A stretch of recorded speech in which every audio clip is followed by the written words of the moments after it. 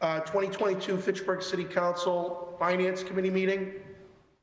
Committee members present, myself, Councilor Di Natale, Councilors Zarella, Van Hazinga, Boschman, and Cruz. We will begin with a recording of public meetings. I ask anyone in the audience who is recording this meeting to please identify themselves for the record now by standing and stating their name and address. Seeing none. Public forum. If there is anyone in the audience who wishes to address the committee who is not a member of a department that will be presenting later, you may do so at this time. You may speak on any item appearing on the agenda for not more than 2 minutes. Please stand and state your name and address and the item on which you wish to speak. Is there anyone here who wishes to speak? Not seeing anyone. I don't see anybody getting up. Okay. Mr. Chair, if I may, just a point of information. Yes. I do see many representatives from the applicants for the ARPA funding program budget that will be discussed later. Would this be the time if they wish to speak in support of any application, or will that be handled later? No, Councilor, that's a good question. The ARPA budget is going to be treated much like the CDBG process, where what will take place when we get to that point is I will read the communication from the mayor, and we will begin line by line specifically after that, once Tom makes his presentation. And then for each line item that we will read, we will have a discussion and a vote on each line item. And then at that time, I assume Tom will be there to speak in general to every item. But during that process, let's say on the very first item, Tom introduces it, and then there's someone who represents that item that's here. If the committee has questions or wants further clarification from that member, they are free to get up to the podium and speak. Other than that, I'd like to keep it to Tom and what he provides, unless there's any questions that he cannot answer, same as what we usually do for CDBG process. All right, thank you very much. But I'll allow them to talk, no problem. So we'll move on to the first item on the agenda, 019-22. In order that the City of Fitchburg hereby approves the expenditure of funds from a gift from the estate of Ida S. Racinen in the approximate amount of $2,556.92 for the purpose of said gift, which is for the provision of recreational youth sports programs in the city parks. I have a letter here on February 9th, 2022 to the mayor from Nate LaRose, Recreation Director, that states as follows. The City of Fitchburg, as a beneficiary of the estate of Miss Ida Racinen, has received $2,556.92 under the wish that we utilize the funds for the provision of recreational youth sports programs in the city parks. I would like to express our gratitude to Miss Racinen and request your and that of the City Council's acceptance of the estate distribution and approval for the expenditure of funds. If Mr. LaRose is present, if you'd like to add anything, please do.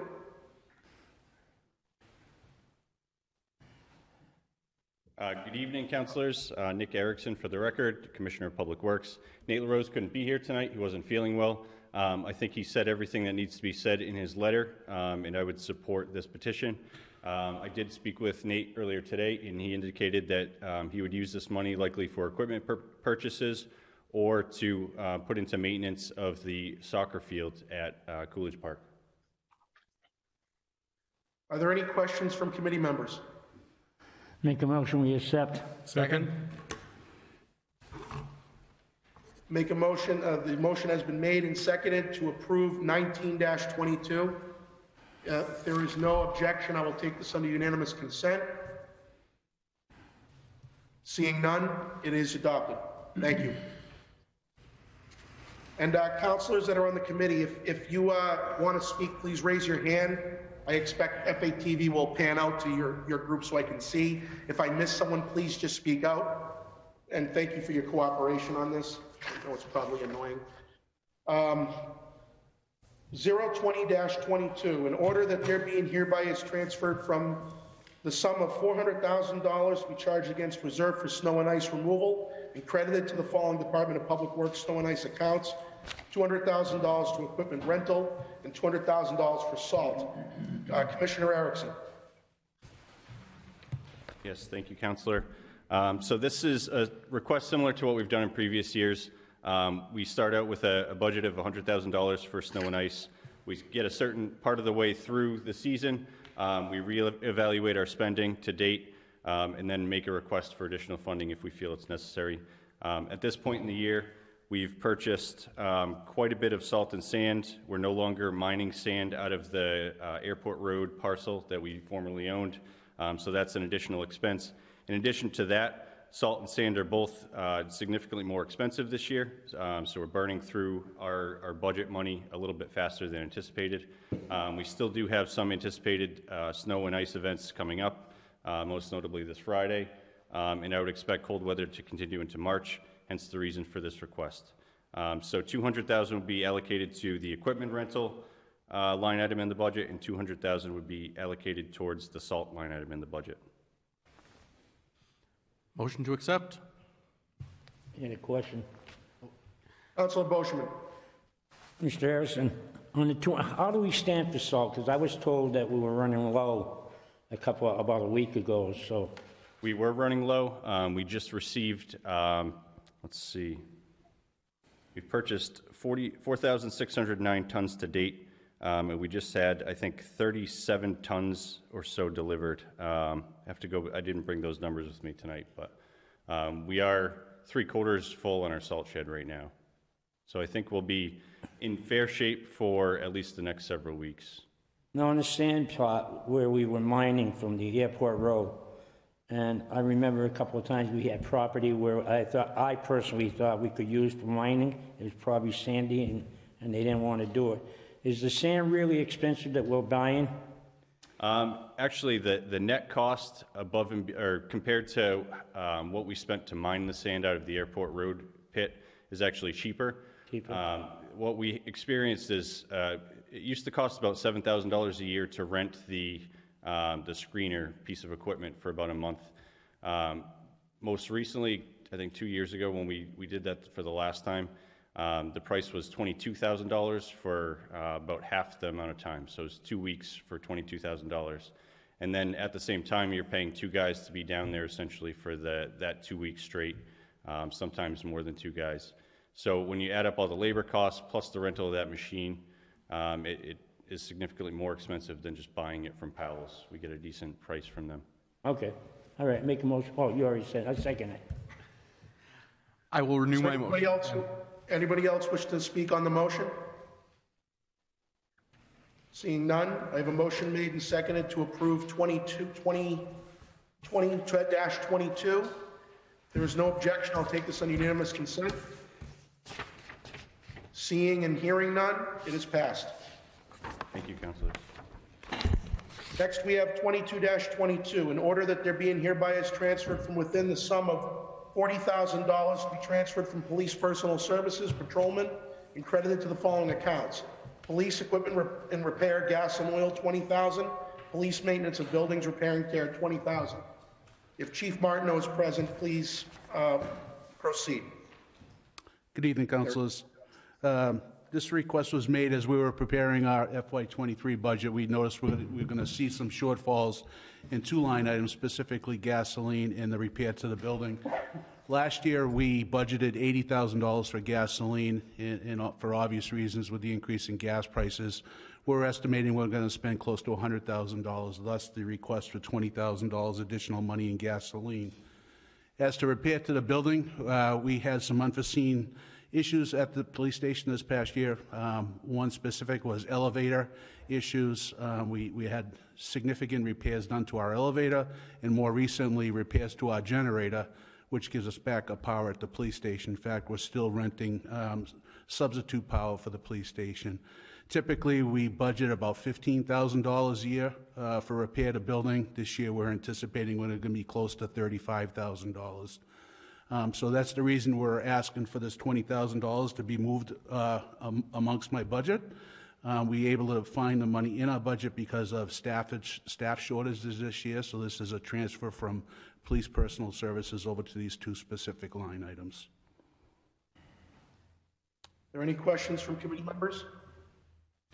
Motion to approve? Second? Motion has been made and seconded to approve the order. If there are no objections, I will take this under unanimous consent. Seeing none, it passes. Thank you, councilors.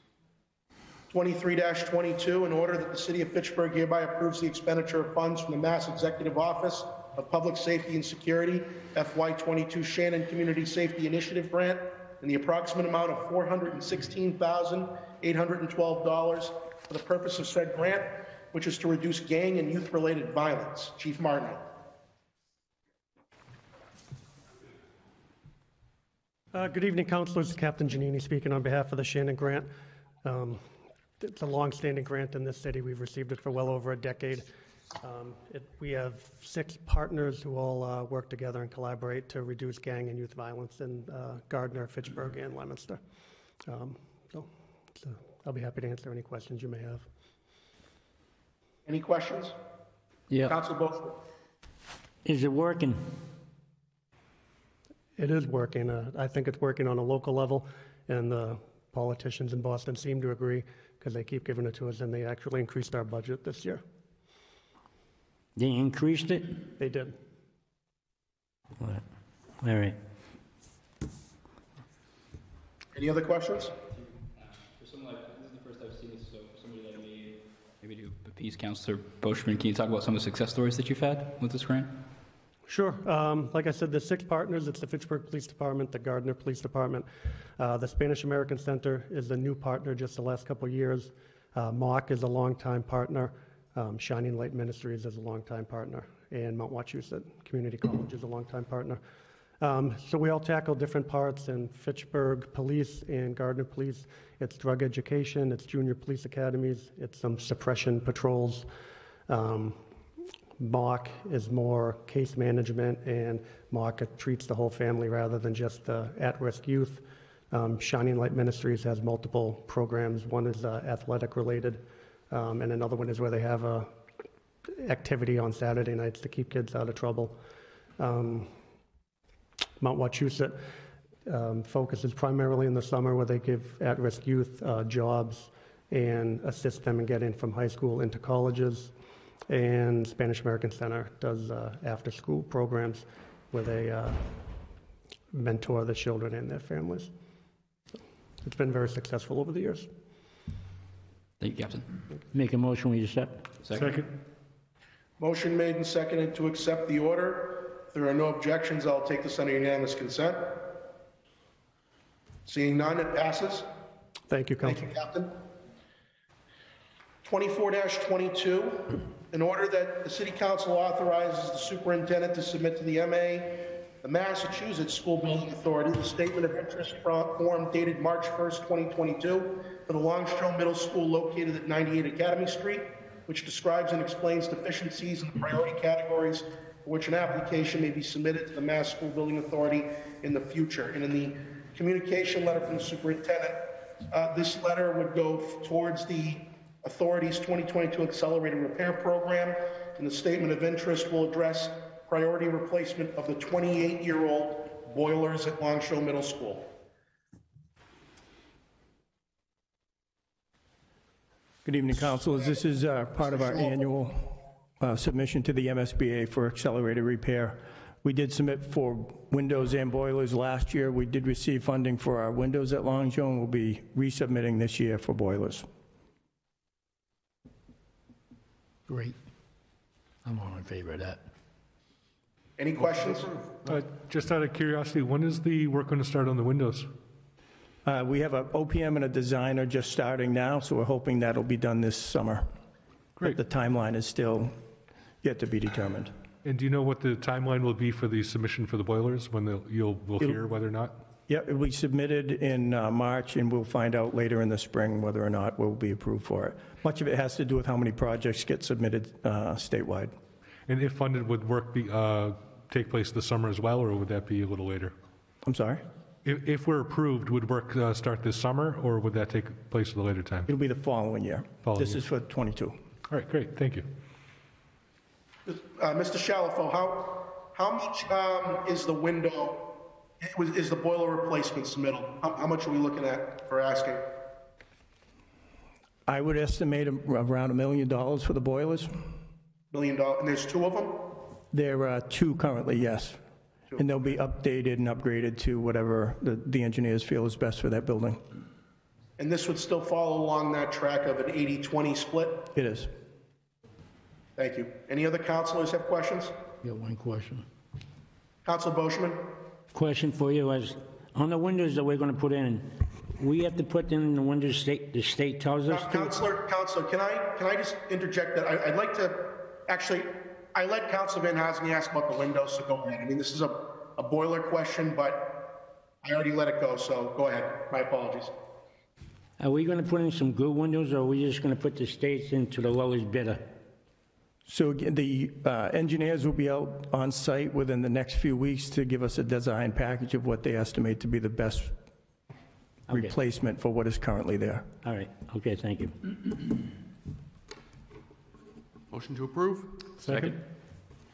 Motion made and seconded to approve 24-22. If there are no objections, I'll take this under unanimous consent. Seeing none, it passes. Last order number, 25-22.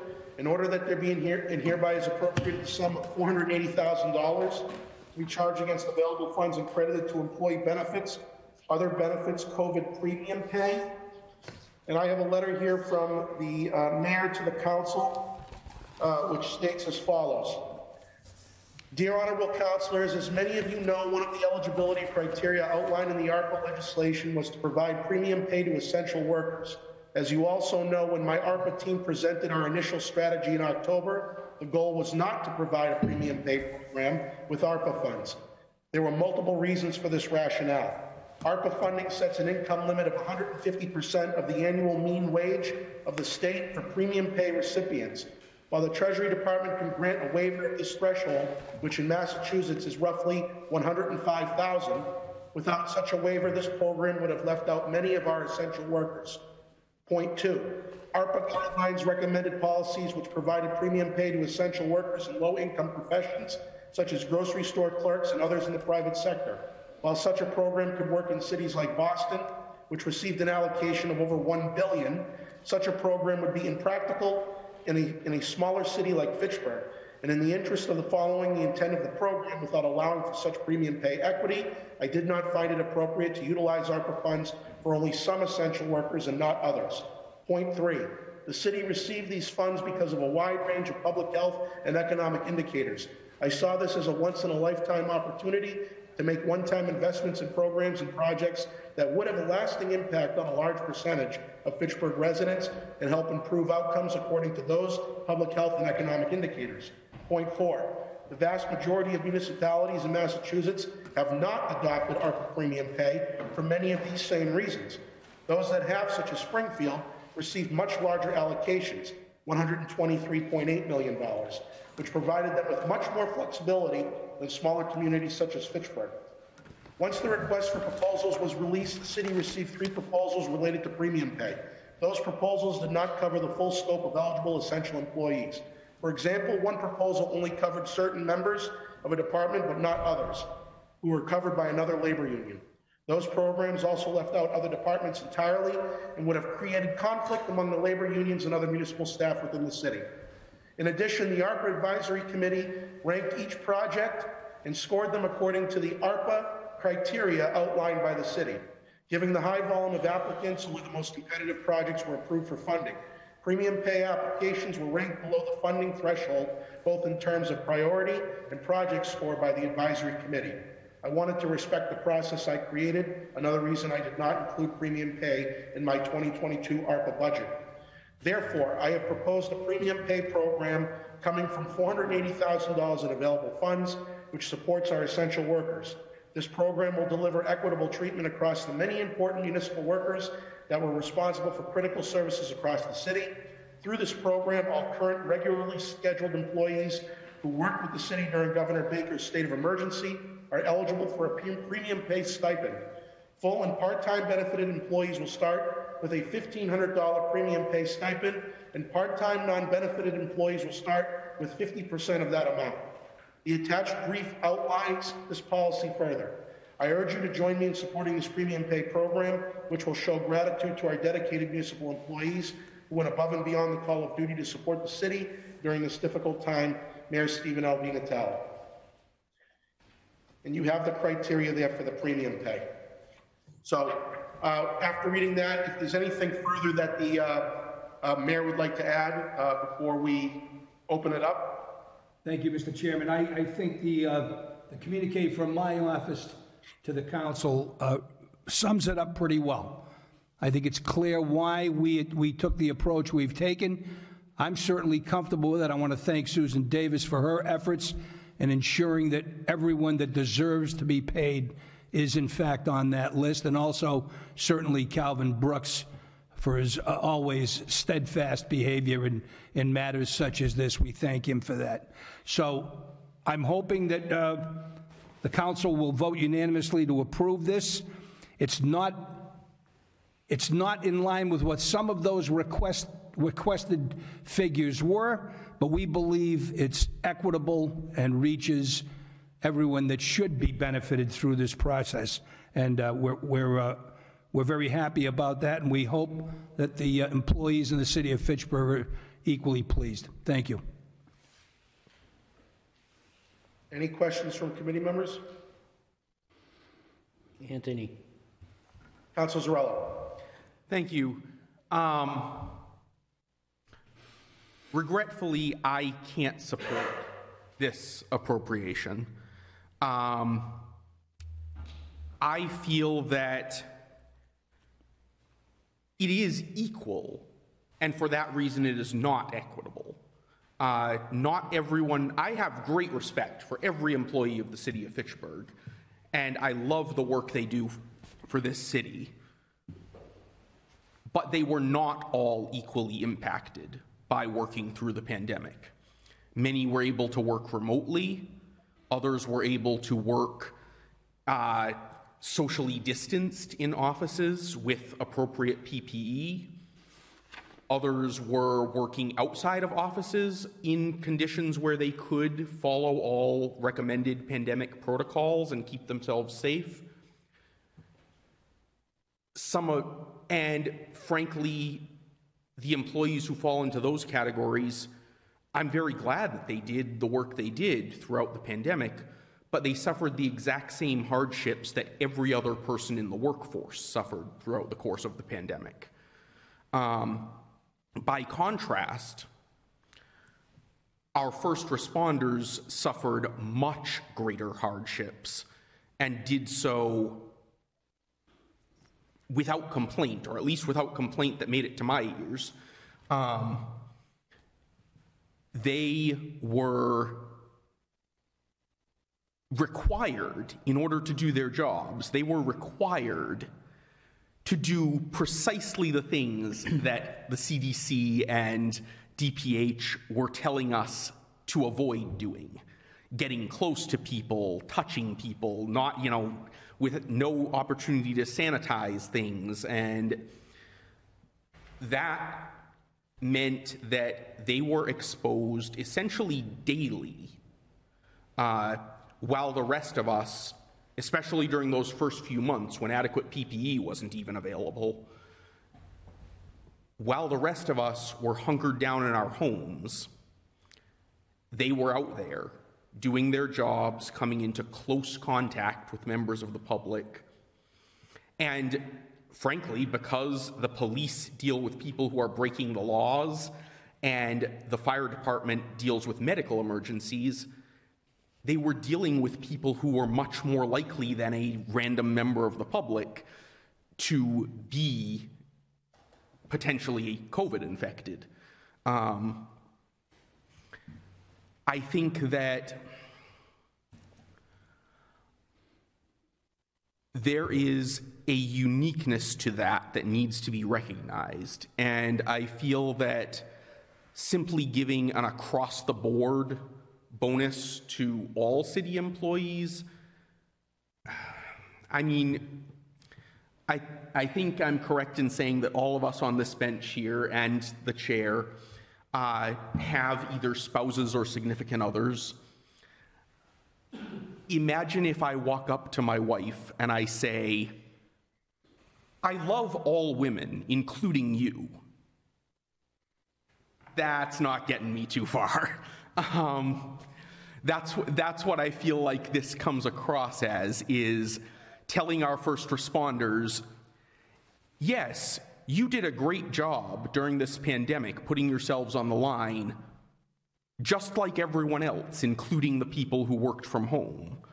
I can't support that. I think that from the very beginning, when everyone was so uncertain and so fearful, our first responders just did what the city needed from them. They just kept doing their jobs.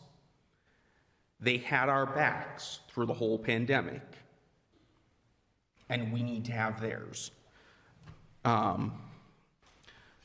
However, I'm aware that I am only one vote, and as always, as with every issue, I will never hold any of my colleagues' votes against them, so if I'm the lone dissenter here, that's okay. That's all. Anyone else wishing to speak? Councilor Cruz. I think Councilor Boschman was first, if you'd like to go. Go ahead, I let the junior man go first. Thank you. My apologies. Thank you. So I agree with my colleague, President Zarella, with the exception of maybe his metaphor, the metaphor used. I think I'm going to vote yes on this bill because I believe you take care of your employees and you show them respect and gratitude. You're going to improve productivity. You're going to have more hiring and retention. And from this, it's pretty clear that we do understand to some extent that we need to show our appreciation for our staff, and that's why I'm going to vote this through, because I think it's the right thing to do. But I do believe, like my colleague, President Zarella, that our first responders were on the front line of this in ways that others were not. They couldn't Zoom, they couldn't work from home. They took calls on a daily basis where they knew that they were going into a situation that the citizen they were serving was infected with COVID. And just imagine that. You say, your employer calls you and says, hey, you got to come to work, but just so you know, your consumers, your customers, your colleagues have COVID, so be careful. That's the situation that they found themselves in. We were able to separate. I hear stories of them having to sleep in their garage or get hotels because they knowingly served individuals in the city with COVID. They went above and beyond for us. They really did. And, having said that, like I said, I'm going to approve this. But as far as some premium pay for essential workers, that's not over for me. The fight for that isn't over. And I yield the floor. Thank you, Mr. Chair. Councilor Boschman. I'm not going to support this. Not at all. I know too many people that worked every day, that had to go to work every day, and they get no bonuses at all. I feel that the police, the fire department, and whoever else took the job knowing that there is danger in the job. It's like me signing up for the Army, saying, I want to go in peacetime. When there's a war, I should get extra. I got to put my life on the line, too, and that may be a bad example, but I'm just giving you my example. I'm not in favor. I feel that we pay every week. We pay you for a service to provide a job.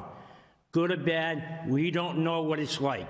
We don't know tomorrow if we're going to have an earthquake here or not, and we're going to be our life's on the line by protecting us. So I'm not in favor of this, because I look at it, I use my son. My son had to go to work every day. He was in contact with people every day, so we could have lights to see our TV, to read our books and everything else. And there were people in his shop that got COVID. And even when they get COVID, they were only guaranteed 10 days. And after 10 days, they were on their own. So if we're going to do it, I look at it, everybody should get it. The whole city should get it. Because we're all affected, each and every one of us. Somehow, some way, it affected us. And if we can't do it for all, then we shouldn't do it for any. I paid them. They get paid. They get paid every week. And if they get taken sick, they get paid. So some people didn't get paid. So I'm going to support them? No, I'm sorry. You know, so it be. I don't think it's right. I think it's far-fetched. I think it's wrong. That $480,000, we need it in the city. We need it in the city. We got $100 million water bills, $100 million sewer separation. We got over $100 million water mains. We got $1.6 million MS4 programs. And we're passing out money like this, and we can't do it. And then we're going to have a rate study this year, and we're going to increase the water rates, and we're going to sit back and say, that's okay, you pay. You pay. Because we're going to give everybody a bonus, one-time bonus. And what about them when they didn't get paid? They didn't get paid. Some of them didn't get paid. That's okay. You didn't make the fire department. You didn't make the police department. You didn't make the DPW or work in City Hall. You didn't make it. So too bad for you. No, I'm sorry. I'm sorry if I get excited, people, but I am upset with this whole thing. We don't have the money to give it out. That's what I'm told all the time. We can't do this over here. We can't hire over here because we don't have the money. So $480,000, you want to know where I spend it? The water main, sewer separation, MS4 program, or even hire more DPW so we can fix the damn potholes. That's how I feel about it. So I'm not doing it. Thank you. Councilor Reisinger, then Councilor Zarella. Thank you, Mr. Chair. The last 2 years have not been easy on anybody. It has been tough, and I greatly appreciate the efforts of our city employees in working through this to keep our city running, because our city does depend on them and all the departments. And I applaud the efforts to reward them with this premium pay, and I do support it. I especially would like to acknowledge the efforts of our first responders in working through this crisis, especially early on when there were so many unknowns. And we didn't know how this virus worked or what we could do to protect us, or what vaccines were available, if even masks were available, or rubber gloves or sanitizer. And I would support a greater premium pay for those sectors, but that's not before us right now. And I'm not willing to throw this all out just for the idea that some are more worthy than others. I think this is the least we could do, and I do support doing this. Thank you. Councilor Zarella. Thank you, Mr. Chair. I'd also just like to note that Councilor Cruz did also have his hand up after me. Okay, he can proceed after you.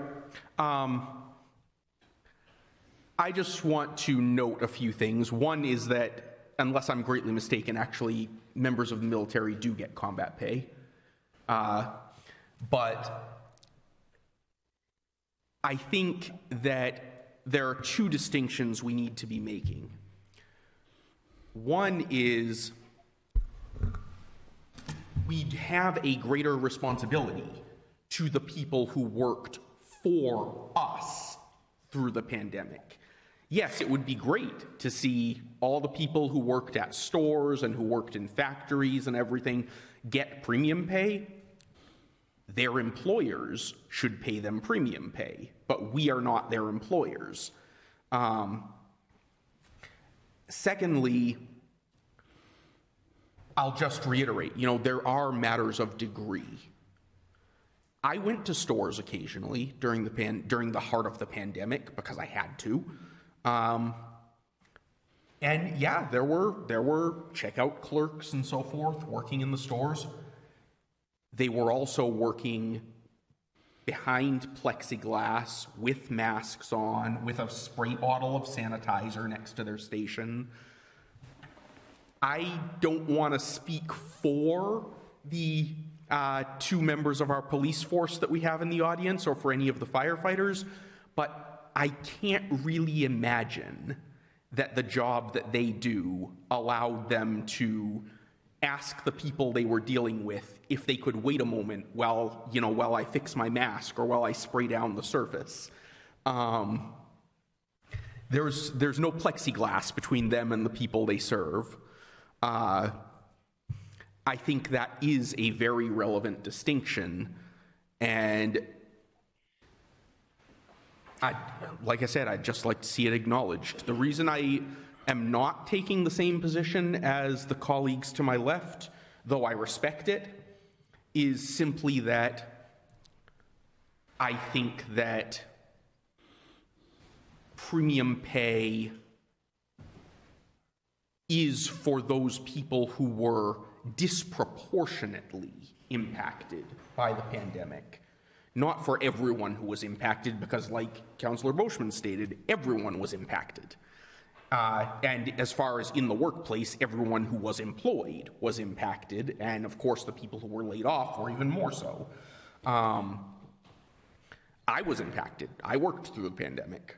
You know, I didn't get any premium pay. I didn't earn any premium pay because I did the same job I did before the pandemic, just under slightly more taxing circumstances, like everyone else. So again, you know, I greatly appreciate the work that our city employees do every day, but I don't see a justification for spending this amount of money to essentially pay them for going above and beyond when they faced the same burdens as the rest of us. I don't mean that as a criticism in any way, and certainly I would love if we did just have money, you know, money to burn to increase all their salaries. I think they do a great job and are probably underpaid for it in general. But if we're talking about a special appropriation of additional funds for pandemic purposes, I just find it misplaced.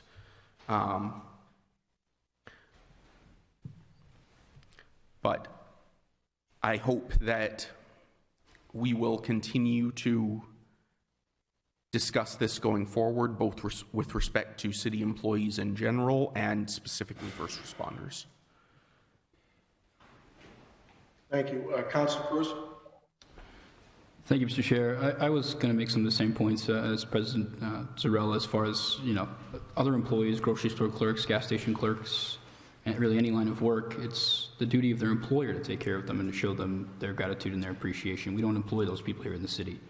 And I will just, as a personal story of my own, the restaurant I worked, we closed at the height of the pandemic for a week, and not only did our employer get us the unemployment from the state, they paid us out of their own pocket, every employee, their week's pay, what they would have made. And they didn't have to do that. And they're closed. They're not making any money.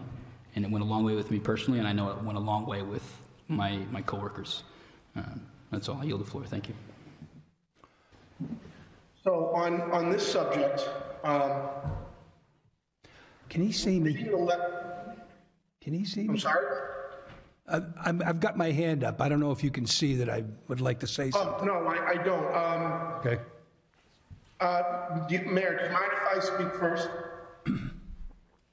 I'm going to speak first, okay? Go ahead. And then I'll let you speak.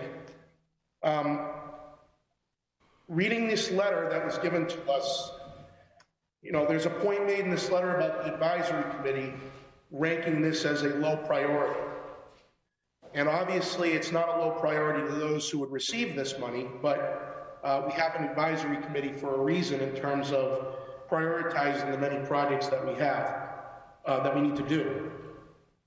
Where I come down on this is another example for me of how frustrating it is to be in local government, because we're at the bottom of the hill where all that stuff rolls right down to us. And what do I mean by that? The federal government, in its infinite wisdom, as it so typically does with money it doesn't have, is it creates these programs, is very vague in how to treat them. They just tell cities and towns, you know, you could use this for premium pay if you want, but you don't have to. What does that mean? I mean, they're not up front and center with the labor unions and with the city workers and even taxpayers trying to figure out who gets what and how much. I'm willing to wager, well, the letter says it, that employee unions wanted more money than what this $1,500 allots.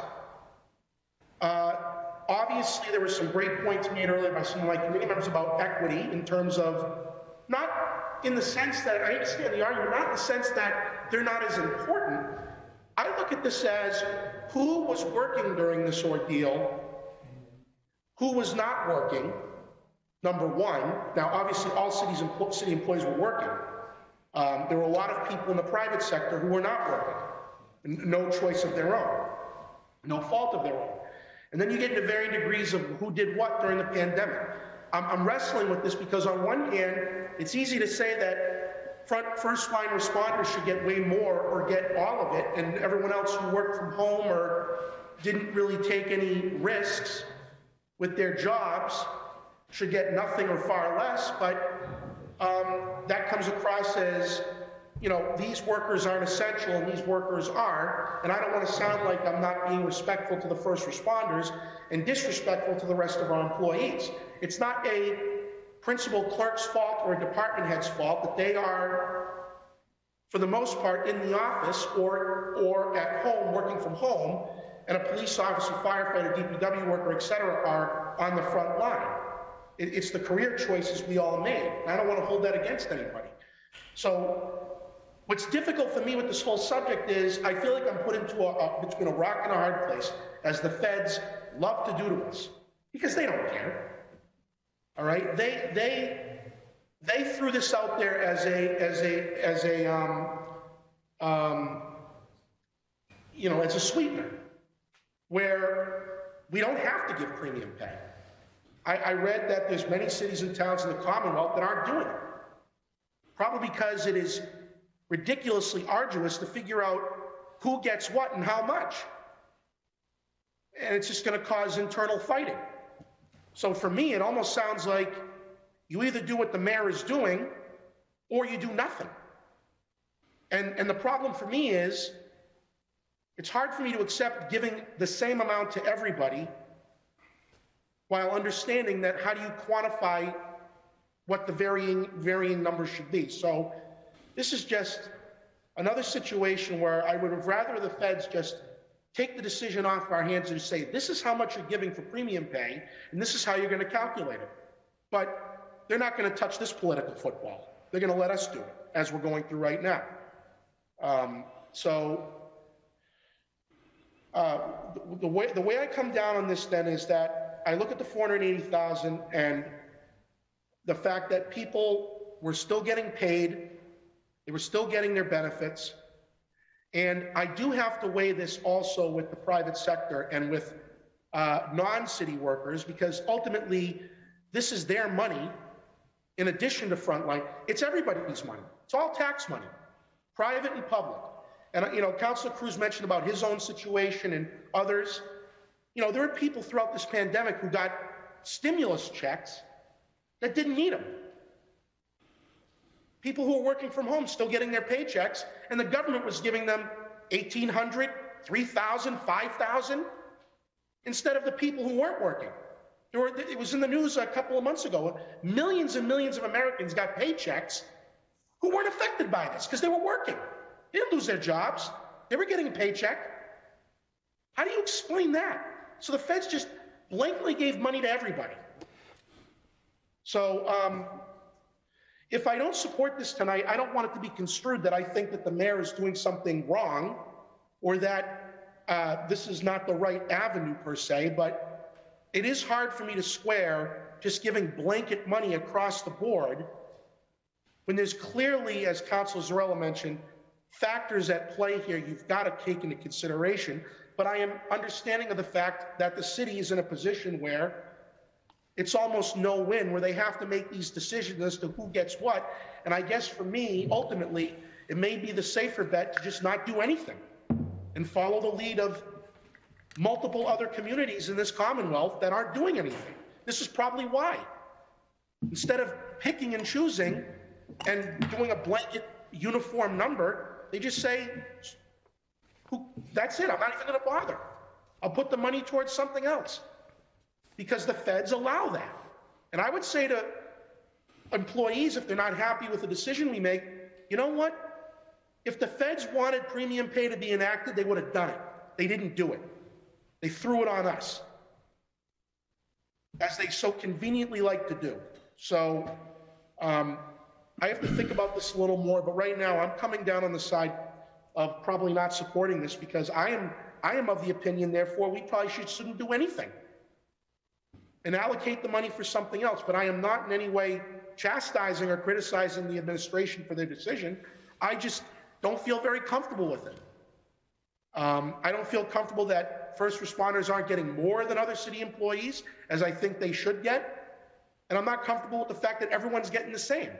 So if the question to me is, well, what would you do, Counselor? Well, I would probably err on the side of not doing anything and following the lead of other communities that are referenced in this letter that chose not to do anything for probably the same reasons. So with that, Mayor DiNatale, would you like to say a few words? I just had one very simple question. It's more of a curiosity. Is the opposition because it's from available funds? If it were to go back to ARPA, would that make a difference? I'm curious. May I respond, Mr. Chair? Please. No, this is, I don't think that a blanket appropriation of that nature would be eligible under ARPA. I've done some reading on the final rule recently. But no, it is, I think my objection is to the blanket nature of it in general, regardless of where the funding comes from. Okay. Is that... That said, I do, while I have the floor, I would also like to note, if it's permissible, Mr. Chair, very briefly, that I agree with the chair that I don't wish any of my comments to be construed as taking aim at the administration. I appreciate this, Counselor. I really do. Now, if we go back to ARPA, it is much more stringent. I mean, as you can see in the first category, the income limit of 150% of annual mean wage of the state, which is about $105,000. So you're looking at a different pool of people now. If I may, Mr. Chair? Yes, go ahead. I actually have the Treasury's final rule on premium pay in front of me, and I don't know how much anyone here knows about the notice and comment rulemaking process, but in essence, the agency puts forth a proposed rule, they get comments from various interested parties, and then they have to respond to those comments in making their final rule. They note on the subject of the income threshold, I'm quoting here, finally, there was also some uncertainty as to the threshold and the requirement for written justification. Some commenters interpreted the threshold as a hard cap on who was eligible for premium pay, which is not the case. Skipping ahead a paragraph, just because there's a lot of verbiage here. Treasury has also updated the final rule to clarify that written justification means a brief written narrative justification of how the premium pay or grant is responsive to workers performing essential work during the public health emergency. This could include a description of the essential workers' duties, health, or financial risks faced due to COVID-19, and why the recipient, that would be the city, determined that the premium pay was responsive despite the workers' higher income. Skipping one line here, Treasury anticipates that recipients will easily be able to satisfy the justification requirement for frontline workers. So I did see the part about, well, there's this income cap. That's the cap under which you can give premium pay without providing any reason for it. But if you go above that, it's not actually a waiver requirement or a pre-approval requirement. You simply have to submit an explanation to the Treasury. And from what I'm understanding of reading this and of checking it with a few other attorneys that I know, my reading of it is that 9 times out of 10 or more, Treasury just won't respond. They're not going to say anything, and we don't need to wait on a response from them. It's simply so that if we were to do a really questionable premium pay allocation with a really flimsy justification, then they could step in and say, no, that's not allowed. But generally, they seem to anticipate that premium pay for frontline workers This would be entirely a pro forma requirement, not a bar to actually doing so. So the committee would be in favor of police, fire, and DPW only? Personally, police and fire. No disrespect to our DPW workers, but they didn't face Not the same DPW. direct- That's what I said. Thank you. I do not believe that they faced the same unique risks as first responders, given that the work they perform does not require the same degree of close contact with the public on a regular basis, nor does it involve the sort of situations where PPE can be easily compromised while in close contact, such as while arresting a non-compliant suspect or while attending to a person in medical crisis. So the question posed was, would you feel more inclined to support this if it was from a different funding source? I don't want to get into the weeds of, well, who should get it? That's not up to me. I mean, that is the guidelines from the feds on the ARPA funding for what constitutes premium pay are probably strenuously difficult to interpret or hard to manage, which is probably why this avenue was taken. But as a sitting city councilor, it's not my problem. That's the feds. I mean, they make these rules on the fly, okay? But I guess my answer would be yes. I'd be more inclined on giving premium pay if it came from the ARPA funding source, because ARPA specifically allows for it. But I would still have an issue with the uniformity of the payout. So it sounds to me like if it came to it going to ARPA, then it would not be uniform across the board. And for me, that would get me closer to yes, because what were the intentions of the feds? It's in the law. If we don't do what the feds are suggesting with their law from ARPA, and we do it out of city funds, then we can do whatever we want. We can just give it to everybody, whatever amount we choose, or cherry pick who we want to give it to. Whereas under the ARPA guidelines, there's specific guidelines, arduous as they are, but it kind of gives us some cover in terms of these are the parameters, these are the constraints on who gets premium pay and who does not. So I feel like in that sense, we're not playing favorites or just giving a blanket amount if we're following the ARPA funding method, or ultimately we don't do anything. So I guess where I come down on this is, for me, I would be more inclined to support this if it came out of the ARPA funding, because it would therefore have to be tied specifically to the ARPA stipulations. There's no, everyone gets it, no one gets it, this amount or that amount. It's more defined, as difficult as that is. Or ultimately we don't do anything because we're not required to do it out of ARPA. So to me, it's either it comes out of ARPA or it doesn't. And if it doesn't, it goes to probably a project like an infrastructure project, but from city funds, it allows the city to do whatever it wants.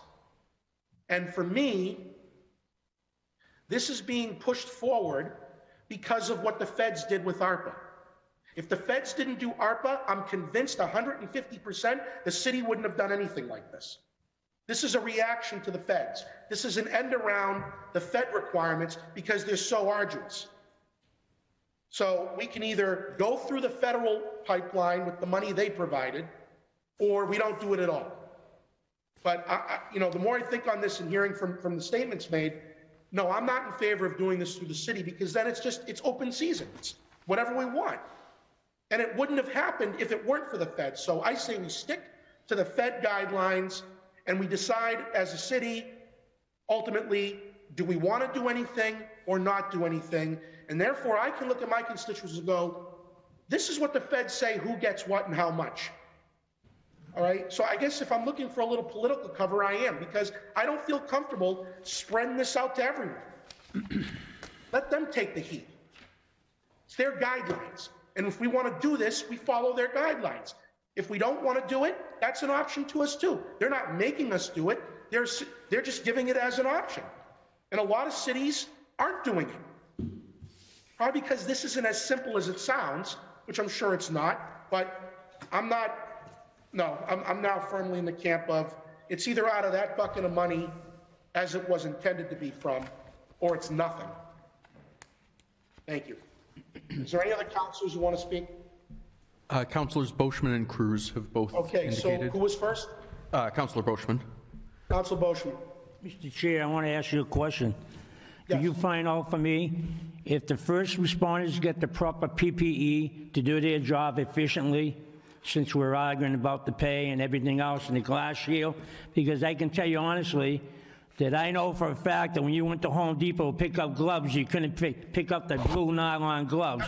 Counselor, I cannot answer exactly what first responders got for PPE equipment, but I do know from my knowledge of last year and the year before that on the committee that there were state and federal dollars, and I believe even local, that went to the supply of PPE equipment. So in actuality, I never heard anybody from the city say they were not providing. well, I didn't say that. I never said that. I asked the question, did the city provide the proper PPE for the employees, for our employees? Whereas the guy that worked at the... It's probably a better question for the man sitting to your right. To the right of me. Did the city... I believe we did. We did. We provided the proper PPE. Yeah. My argument is this. I go back to my statement. The guy that worked in the supermarket didn't have the proper PPE, because I went in that supermarket. They had homemade masks, and they had their own gloves.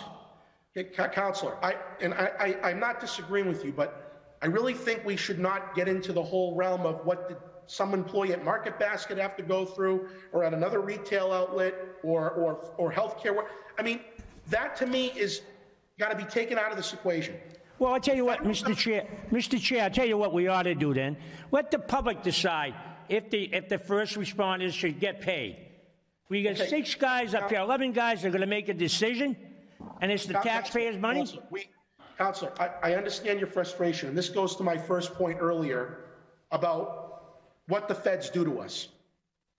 You know, Senator Markey, Senator Warren, Congresswoman Trahan. I'd love for those 3 to be in this room right now because they wrote the bill. They passed the bill.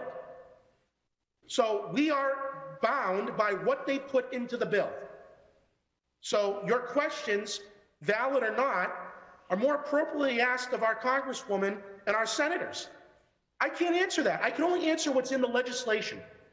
And what I'm saying is if we do not do this and put it back on the ARPA stipulations or not do it at all, I feel more comfortable in whatever the result is because the feds have specific, strict guidelines that if our municipal workers, frontline or not, are not satisfied with the end result, they can take it up with those 3. This absolves them of any responsibility. This puts it all on us because this frees us to do whatever we want, and I don't support that. If we're going to do this, do it through the ARPA funds or don't do it at all. But if people aren't satisfied if we do it through ARPA funds, don't take it to me. I didn't write the bill. Are you all set, Counselor? Well, yeah. The only thing I want to say to you, I'm not looking for votes here. I'll make a decision for my residents and the people of Fitzroy, and I say no. And that's it. No. And I don't want Mayor to go back in the ARPA fund. He asked me a question. I'm not attacking you, Mayor, but we got too many other bills to worry about besides that. They get paid every week. Councilor Cruz. Thank you, Mr. Chair. I think that, Councilor Boschman, with all due respect, to ask the people, they did. We put it to them in November when they elected us to make these choices and to be held responsible for them. And I'm comfortable with that. I'm not going to sit here and blame anybody else at any level of government. I'm going to make the choice that I think is best for our community and our city employees here and all of our residents. And what I fear most is exactly what's happening is that these conversations are going to slow down the delivery of this American Rescue Plan Act money. That's the last thing that I really, really want, is to keep this money from working in a frozen political stalemate, because we can sit here and we can argue the value of all of these proposals and applications, but the truth is that they're all valid. They're all good causes. It's determining, how we're gonna allocate this money and how we're gonna decide. And if the voters are not happy with us for that, well then we're gonna be up on the ballot again. But again, it's very important for me that our first responders get something, and which is why I'm approving this tonight. I know you disagree, Councillor, but that's why we're up here to have these conversations. But again, I can't stress enough the work that was put in. They signed up to do a job, but I don't think they put ready to tackle a pandemic on their resume or in their cover story. I really don't. This was something that we've never seen, and it's important to me that we acknowledge and we respect them and we respect the work that they did. I yield the floor. Thank you. So, Councilor Zarella, I see your hand up, but and I'll get to you in a second. I agree with what Councilor Cruz said, understanding the fact that would apply, in my opinion, if this were out of the ARPA bucket. It's not coming out of that bucket. It's coming out of the city's bucket. It's completely devoid of the ARPA process and stipulations, primarily because we're not going to decide who gets what and how much. We're just going to do it across the board, to be fair. And arguments can be made that shortchanges the first-line workers or doesn't. I think by doing this, while it sounds like you're taking politics out of it, I think the opposite. I think by keeping it in the ARPA field, we relegate what we do to what the federal government enacted as part of their law. This is not coming out of ARPA, therefore it's not dictated by their stipulations. To which I said earlier, if there was no ARPA, this wouldn't be existing. This is being predicated off of that. This is predicated off of ARPA. The question is, should we just forget ARPA and do this ourselves? And that's where I draw the line. There's only two options that I can support. Well, one option, but again, the process is, if we don't pass this through full council next week, whether we favorably recommend this or not out of committee, it'll go back to the mayor and the advisory committee, and then they have to decide if they want to go through this process with ARPA as it was intended, or do they not do it at all, like other cities and towns have not done it. We don't have a say at that point. We only have a say in what he and the committee decide to do. So if we turn this back, it's either it comes back to us in a different format from the ARPA budget, or it doesn't come at us at all. I think a lot of our concerns and issues that have been expressed would be heavily reduced if it were through the prism of the ARPA stipulations, because they are dictating who gets premium pay and who does not, and this money is from the feds, not from the city.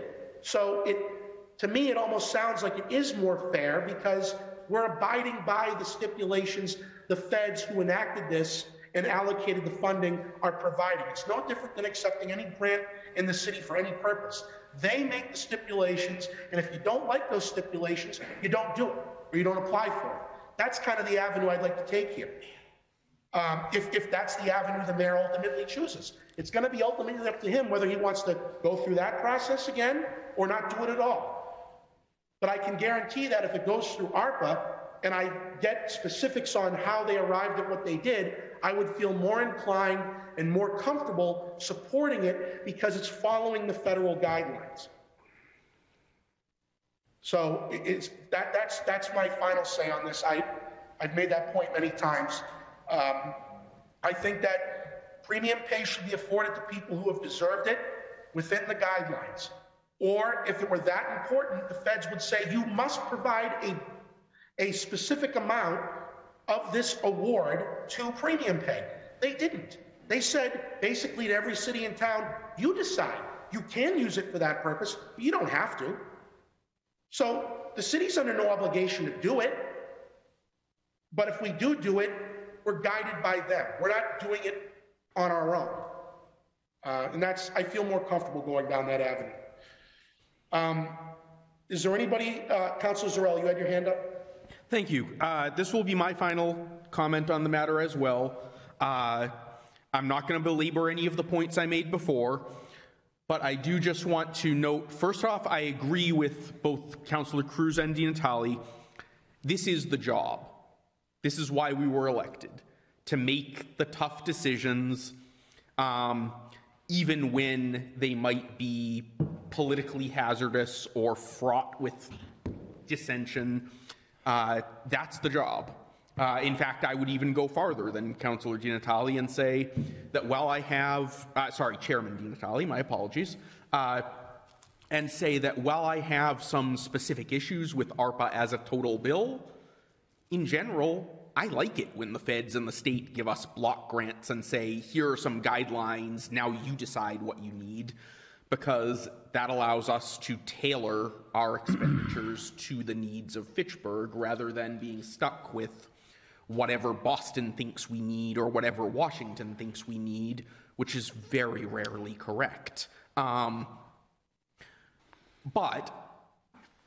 yeah, it's a tough call. Like I said at the beginning, I do not hold it against anyone here if they vote a different way than me or vote the same way as me for a completely different reason.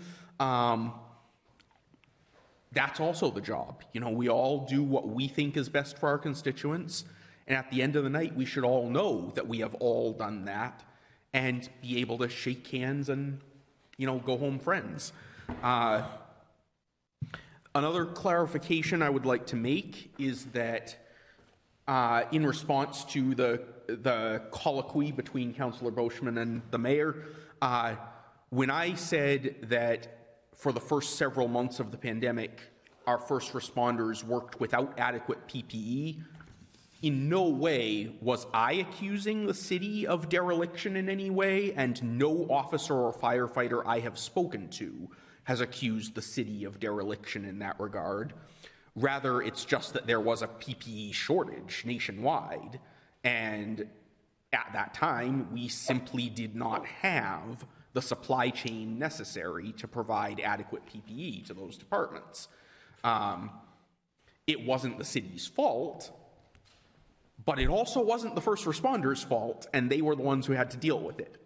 And lastly, in response to, just because Councillor Cruz brought it up again, and I agree, in response to the argument that this is the job they signed up for, I think again, there are distinctions that have to be made. Signing up for some risks does not mean signing up for any risks, even if the risks you sign up for are perhaps greater than the ones you didn't. You know, yes, our firefighters signed up to run into burning buildings. Our police officers signed up to deal with potentially violent criminals. But by the same token, if you work in a factory, you're signing up for certain risks. You know, even with OSHA regulations and everything, no factory floor is perfectly safe. There are dangerous machines and so forth. And if you're not careful, you can get hurt. That's a risk that you kind of sign up for, provided that the factory is in compliance with guidelines and everything. That doesn't mean that everyone who works on a factory floor signs up to work, you know, with unsecured asbestos or something like that. That's not the risk they actually agreed to take. And by the same token, our firefighters who signed up to run into burning buildings and our police officers who signed up to deal with violent criminals didn't sign up to deal with a pandemic and to be pretty much the only people, along with doctors and nurses, the only people who could not observe the protective guidelines that we were all supposed to be following. You know, I remember the first months of the pandemic very vividly, because that was when we first told my parents that we were expecting their first grandchild. we couldn't give them hugs because we had to stay 6 feet distant from my own parents. During that same time period, we were asking our police and firefighters to be in, when I say close contact, I mean body-to-body contact with citizens in various circumstances. That is not what they signed up for, but they did it because that's what they do. And so I just, I'm probably repeating myself at this point, and I know I was opposed to allowing that, so I will stop now. But I think we need to appreciate what we asked of them and what they did without hesitation. That said, I am done on this matter. Make a motion to approve Order 2522. Second. I have a motion made and seconded to approve 2522, and I will ask for a roll call vote on this one. Councilor Boschman. No. President Zarella. No. Vice President Van Hazinga. Yes. Councilor Cruz. Yes. And I am a no. It is not recommended 3-2. That means it'll go to the full council next Tuesday as a recommendation, and if 6 of our colleagues on the council wish to overrule the recommendation of the committee, they're free to do so, and then it would pass, but the committee is not recommending passage by 3-2. Final item on the agenda is a communication. Proposed budget for the American Rescue Plan Act funds. The mayor submitted a letter to the committee that states as follows: Dear Honorable Councilors, I would like to submit to the council my first proposed budget to spend the city's $31.2 million allocation from the American Rescue Plan Act. This budget includes $15 million in ARPA spending on a variety of projects addressing public health, economic impacts, and infrastructure. To arrive at this budget recommendation, I convened a 12-member ARPA advisory committee comprised of public, private, and nonprofit leaders throughout the city.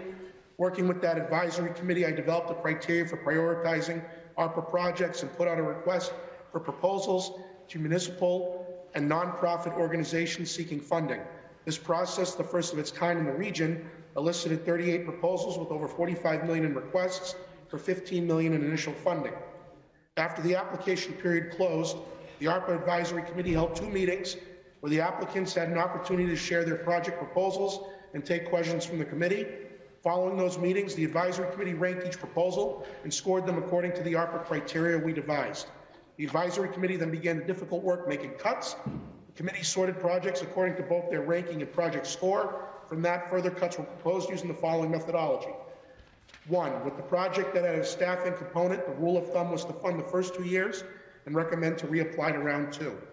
2, with financial assistance projects, i.e. loan funds, the rule was to cut project funding in half and recommend to reapply in round 2 with evidence of project success. 3, with certain projects, particularly capital, it was determined that they could not be cut without impacting the viability of the project. 4, the last ranked item was given partial funding until the ceiling of $15 million was hit. The recommendations were then sent to my office for review. One small change was made. The Department of Public Works recommended consolidating a number of their projects to further support the Boulder Drive water main replacement project. But aside from that, I accepted the Advisory Committee's recommendations, including the $500,000 grant to the Health Department issued in October of 2021. $15.5 million of the city's ARPA allocation is now obligated, with $15,738,459 in funds remaining. I will reconvene the ARPA Advisory Committee in February of 2023 to review progress on ARPA projects. From there, I will make a determination as to when to release the next round of ARPA funds. I want to thank the Advisory Committee for the difficult work they have done to put this budget together. And that was from the mayor. I will just read the rescue plan proposals, the front page, and then I will turn it over to Community Development Director Skorsky, and then to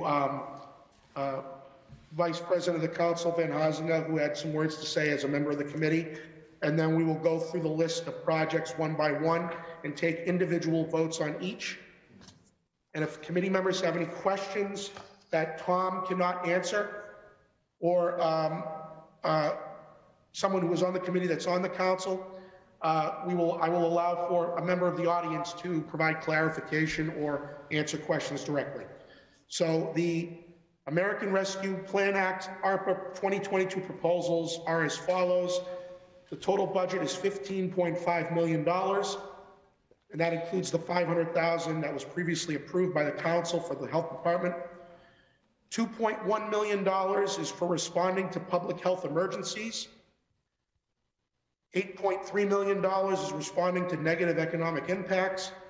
$5.1 million is for water and sewer infrastructure, and that is the total for the 15.5, leaving a remaining balance of $15,738,459. With that, I will turn it over to Mr. Skorsky to provide any further insight on this process, and then to Vice President Van Hazinga before we begin on the proposal page. Thank you, Councilor, and good evening, Councilors, members of the public, applicants for ARPA funds from the City of Fitchburg, and members of the ARPA Advisory Committee. What I wanted to do tonight is just briefly talk about the ARPA Advisory Committee process, as well as a little bit of overview of ARPA, both when we presented in October to where we are today. But just to give you a little bit of a rationale behind the ARPA Advisory Committee's selection process, which the mayor more or less mirrored in his recommendations to the council, which you have in front of you tonight. So just a brief overview of ARPA. I know most of you are here at that time, but the funding objectives were to support COVID-19 response efforts, replace lost revenue, support immediate economic stabilization, and to address systemic public health and economic challenges that have contributed to the unequal impact of the pandemic. So some of those issues that sort of predated the pandemic but worsened it and exacerbated it. Spending timetable: funds must be obligated by December 31st, 2024 and spent by December 31st, 2026. And the formula used to determine our funding was basically consistent with our CDBG funding formula, and is based off a host of factors: poverty, overcrowded housing units, population, and pre-1940 units, so basically an older housing stock. And basically of those two formulas, whichever was the largest was distributed to the city. And then the interim final rule, which we had discussed in October, gave a non-exclusive list of what was allowable. It had encouraged expenditures such as those addressing racial disparities, inequities, and disproportionate harm. And it had certain things that were prohibited, which I'll mention in a moment. Of the eligible uses of funds, they kind of fell into 5 different buckets: supporting public health expenditures, which the first ARPA allocation that the City Council approved in October did just that, $500,000 to the Department of Health to cover COVID response efforts. To address the negative economic impacts caused by the public health emergency, to provide premium pay for essential workers, to invest in water, sewer, and broadband infrastructure, and to replace lost public sector revenue. And it laid out as ineligible federal matching requirements, premium pay unrelated to essential work, which we'll talk about how the new ARPA regulations clarified that to a degree in just a moment. Pensions and legal settlements, and infrastructure not directly addressed in ARPA, in other words, paving the roads, that kind of thing. Rainy day funds, financial reserves, and outstanding debt. It also gave a presumption of eligibility inside qualified census tracts, which are those tracts by a host of economic indicators are more economically distressed than others throughout the country. We have 3 in Fitchburg. Among the items that were presumed as eligible within those census tracts: direct cash and loan interventions, assistance to businesses and nonprofits, impacted industries and workers, housing and community development activities such as parks, homelessness, and child care and education. And just for sake of reference, the 3 qualified census tracts in Fitchburg: Lower Cleghorn, downtown and the North of Main neighborhoods, which you see highlighted there in purple. And the link that's included here was also in the application or the presentation that's on fitchburgma.gov/ARPA. And the link takes you directly to the site where you can take a look in more fine-grained details what those 3 census tracts are. And then the final rule issued January 6th, it is effective April 1st or as soon as a municipality decides to adopt it.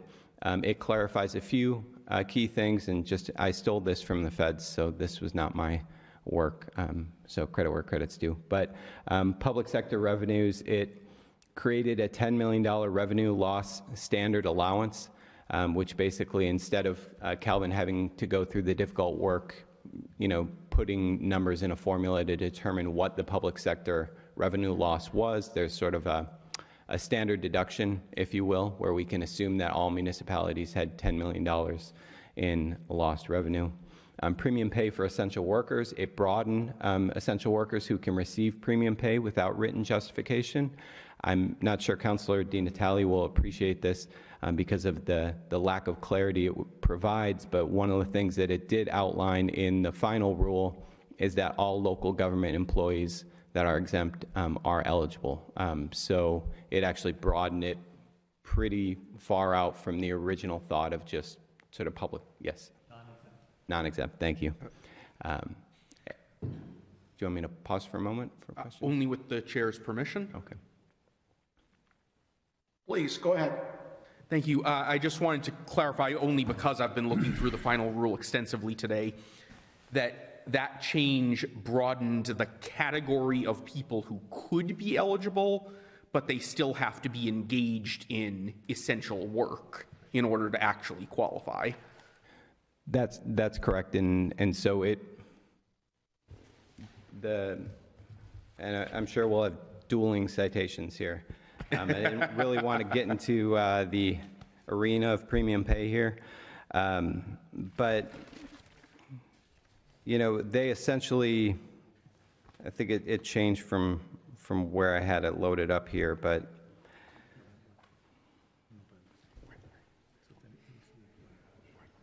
so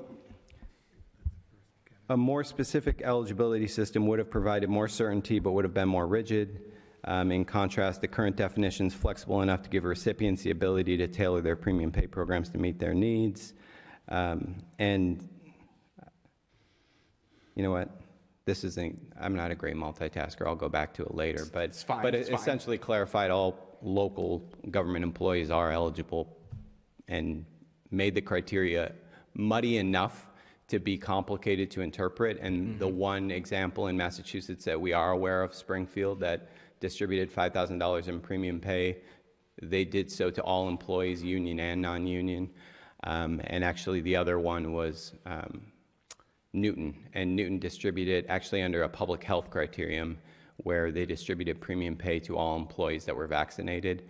And incidentally, it actually left out police in that case because the labor union couldn't come to an agreement. So it just sort of illustrates the complexity and the big can of worms that this program opened up by creating this lack of clarity. And on that, I completely agree. And the final rule just muddied the waters, in my view, as to eligibility here. Public health and economic response, it broadened eligible uses for impacted and disproportionately impacted communities. Specifically, it clarified things like parks and sidewalks were eligible, whereas before they were a little bit muddy as to the eligibility. And it clarified that reasonable proportional capital expenses are allowed. And then water, sewer, and broadband, it expanded water and sewer projects to include dams and culverts. Important to note, it's only dams in service of clean water for drinking, so it wouldn't just allow for any dam repair whatsoever if it didn't affect the provision of clean water. And likewise for culverts as it pertains to stormwater and whatnot, but that one's perhaps a little bit clearer. And then it slightly broadened with broadband eligible investments to address access, affordability, and reliability. So again, that's effective April 1 or sooner should the municipality choose to adopt it. And now to talk a bit about the local selection process, which did predate that final rule, but was really using the interim final rule as its guide. We had an ARPA advisory committee composed of many folks that are with me this evening: Mary Delaney, our Chief Procurement Officer; Mark Doan, Executive Director of New View Communities; Megan Donahue, Executive Director of the Fitchburg Redevelopment Authority; Joe Ferguson, Director of Reimagine North Domain; Rachel Lopez, the President of RMI Inc., but also the Chair of the North Central Mass Chamber of Commerce; Tom Hughes, Counselor at Large; Kim Jones, the owner of Strong Style Coffee; Tricia Pistone, Senior Director of External Affairs and Marketing and Development at UMass Memorial Health Alliance Clinton Hospital; myself as Committee Chair; Counselor Andrew Van Hazinga, Ward 4 City Councilor and Chair of the Economic Development Committee; and Leona Wetzel, Vice President of Community Impact at Making Opportunity Count. These advisory committee members spent a considerable amount of time both within meetings and outside of meetings reviewing proposals, and for the most case, all on a volunteer basis, and I really commend them for the effort and time they put into this. It was not easy, and making these kind of decisions never is. The selection criteria that we reviewed in October, we looked at eligibility, timeliness, tangible impact, long-term impact, community need, alignment with city strategic planning efforts, a return on investment. In other words, were we using these funds to expand our impact by leveraging state, private, or federal funding? Efficiency is the impact greater than the resource expenditure, and then change, which is just sort of a more intangible thing. But would this project happen without ARPA funds, given that this is a once-in-a-lifetime opportunity to tackle some things that we wouldn't otherwise able to accomplish? So with that criteria, we had a scale from 0 to 3. This is also available on our website. And all the advisory committee members essentially graded each project according to this scale. They also ranked them from a scale of 1 to 38, which I'll talk about in just a second. I won't belabor the point here because we did review this in October. The committee first convened October 13th to discuss the criteria, the steps ahead, and made some slight modifications to the criteria, really just for sake of clarity, nothing of substance. November 15th, the ARPA RFPs were due, and between November 15th and November 29th, the advisory committee had to review 38 applications, $45,401,755 in requests for a $15 million initial budget. November 29th, the advisory committee reviewed the first set of proposals. Each applicant had an opportunity to speak on their item and take questions from the advisory committee. And then December 9th, the committee reviewed the second set of proposals. And then throughout the month of December, the committee ranked and scored each of the applicants, once again 1 through 38 on the ranking and the scoring according to that individual criteria set by the city and the mayor. And then January 19th, the advisory committee met to set recommendations for ARPA funding. And that day on the selection process, the committee essentially voted to move forward with a hybrid ranking system, which took into account both the score and the ranking 1 to 38, versus solely looking at the score of the criteria or solely looking at the rankings, what was 1, what was 38, et cetera. And then it set conditions for timeliness, feasibility, and non-duplication of funds for the applicants. So it required the applicants to commit to spending this money within 2 years, to commit to at a reduced amount, which we'll talk about later. Almost all projects receive funding at a reduced amount, so the applicants had to commit that they could basically complete the project with that reduced funding, and non-duplication of funds to applicants. In other words, this wasn't funding that they already had or could find through other means. They needed ARPA to accomplish this objective. And then they set recommendations to denied applicants for future rounds.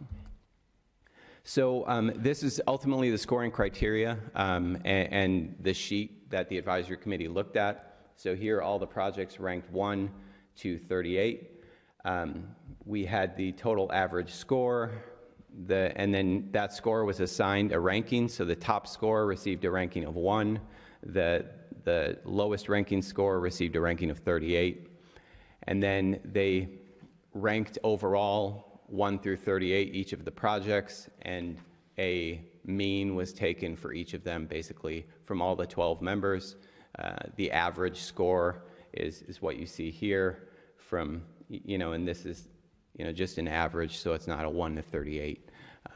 But then between those two, an average was taken, which is the cumulative ranking, and projects were scored according to that cumulative ranking. If we would have just funded according to what ranked first until funds were expended, we would have funded just a few projects, what you see here in green, which is why the committee determined to make cuts according to a set of criteria. And actually, the mayor mentioned this, so I won't belabor the point, but this was really the criteria that they used. I guess the one that was a little bit different, variations on the method were made for certain projects. So although my storefront or office conversion fund actually ranked high enough to get funding, I withdrew that application so other projects could receive funding. In certain cases, like the university and the theater block project, as opposed to following this strict criteria, we instead matched dollar for dollar what they received from the state. So some context-specific decisions were made. And then the last scenario, the last ranked item was given partial funding until that $15 million ceiling was hit, which gave us these projects that you see here. Again, the project in red is the office conversion fund that was not funded. But this is ultimately, I think we were able to expand the impact by each organization, each group cutting their funding just a little bit to use these first 2 years as really a proof of concept to show how we're doing with these funds. And again, the mayor carried the advisory committee's recommendations, although he did adjust to reflect that DPW suggestion to consolidate DPW funding into the Boulder Drive project. So there are a few additional DPW projects that were recommended by the committee. The designs for the Electric Avenue project, a project that would have replaced water lines for residents on a fairly small scale and replaced roof drains for residents. Those were all recommended by the committee, but ultimately DPW determined it would be more cost effective to take those items and consolidate it into the Boulder Drive project, given the scale of that project and the scale of the need there. So just to look at proposed applications by entity, we had about $27 million in city applications, about $16 million from nonprofit groups, and $1.3 million from public agencies such as the university and Monty Tech, to take a few examples. The funded applications were largely city funded, $13.3 million of that 15 funded city projects, $1.2 million nonprofits, and $475,000 other public agencies. And funding by category, about $8 million went to economic impacts, $8.3 million, $2.1 million went to public health, once again including that October allocation, and $5.063 million went to water, sewer, broadband. The next steps for the advisory committee at the mayor's behest is to, a year from now in February 2023, reconvene and review the round one progress, review how the projects are doing. Are they spending down? Are they accomplishing their stated objectives? And then from there, determining when round two would be released, likely shortly after that meeting. And again, we'll have about $15.7 million in remaining funds, in addition to whatever goes unspent from the round one funding. So at that, I'll pause for a moment, see if anyone has any questions, and then I'll essentially go through line by line each of the items and pause at the end of each one, giving the members of the applicants an opportunity to take questions and respond. I was going to allow Councilor Van Hazen at his request. He wanted to make a statement as a member of the committee. Thank you, Mr. Chair, for the opportunity to speak. And just as a member of the committee, I want to briefly on the process. And Mr. Skorowski did a great job summarizing everything, and I'll try not to repeat any of the subjects he so eloquently explained. But I do want to thank the mayor sincerely for making this an open process, that this wasn't a process to rubber stamp what his priorities were, or the community development departments, or the DPW, or any other agency. This was truly an open process that brought together a wide range of members of the community and the city government to come and listen. And we came and we listened to all the applications, and we independently did our scoring and our ranking. There was no preferred budget put forward by community development or the mayor's office or any other governmental agency. This was completely without pressure. This was solely to identify what are the priorities of the community and what does the community think we should spend this money on. And at no point did we make a determination whether an application was a good application or a bad application, whether an application was worthy of spending money on or not. It was merely that we had to put them in some sort of order, that if I had $45 million, I'd fund all of them. There were some great projects that would make a real difference in our city, but we only have so much money, so we had to put them in an order, and that's what we did. And so this list of priorities are not the same as my personal priorities. They're probably not the same as the mayor's personal priorities or Mr. Skrowski's, but they were the conclusion of the committee, and they hopefully accurately reflect the priorities of the community at large. And I think the Community Development Office did a great job trying to stretch this money as far as possible. That you see this, the first column, that we're looking at 6 or 7 projects we could have funded if we just went by the application amount, but instead we more than doubled that in the number of projects we could fund in this first round to try to stretch it as far as possible. So I just encourage other members of the committee to consider the process that we went through to reach this budget, and hopefully appreciate the amount of thought and work that's gone into it. Thank you very much. Thank you. So with that, we will move on to the summary of proposals. We will begin with responding to public health emergency. There are 6 proposals before us totaling $2,109,500. I would ask that we skip A, because that's already been awarded, the $500,000 to the health department for the COVID-19 response.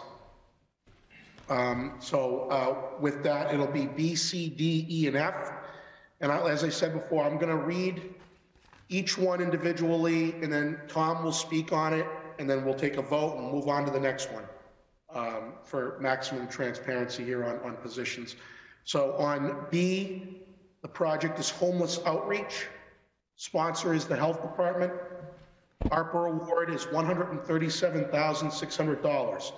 The Substance Addiction Prevention Division of the Health Department currently implements Overdose to Action, which includes a dedicated homeless outreach worker. The grant funds will be used to pay for a second outreach worker, as well as to purchase necessary supplies such as blankets, food, and hygiene kits that are regularly distributed. Funds will also be used to purchase additional bus passes as well. Mr. Skowarski.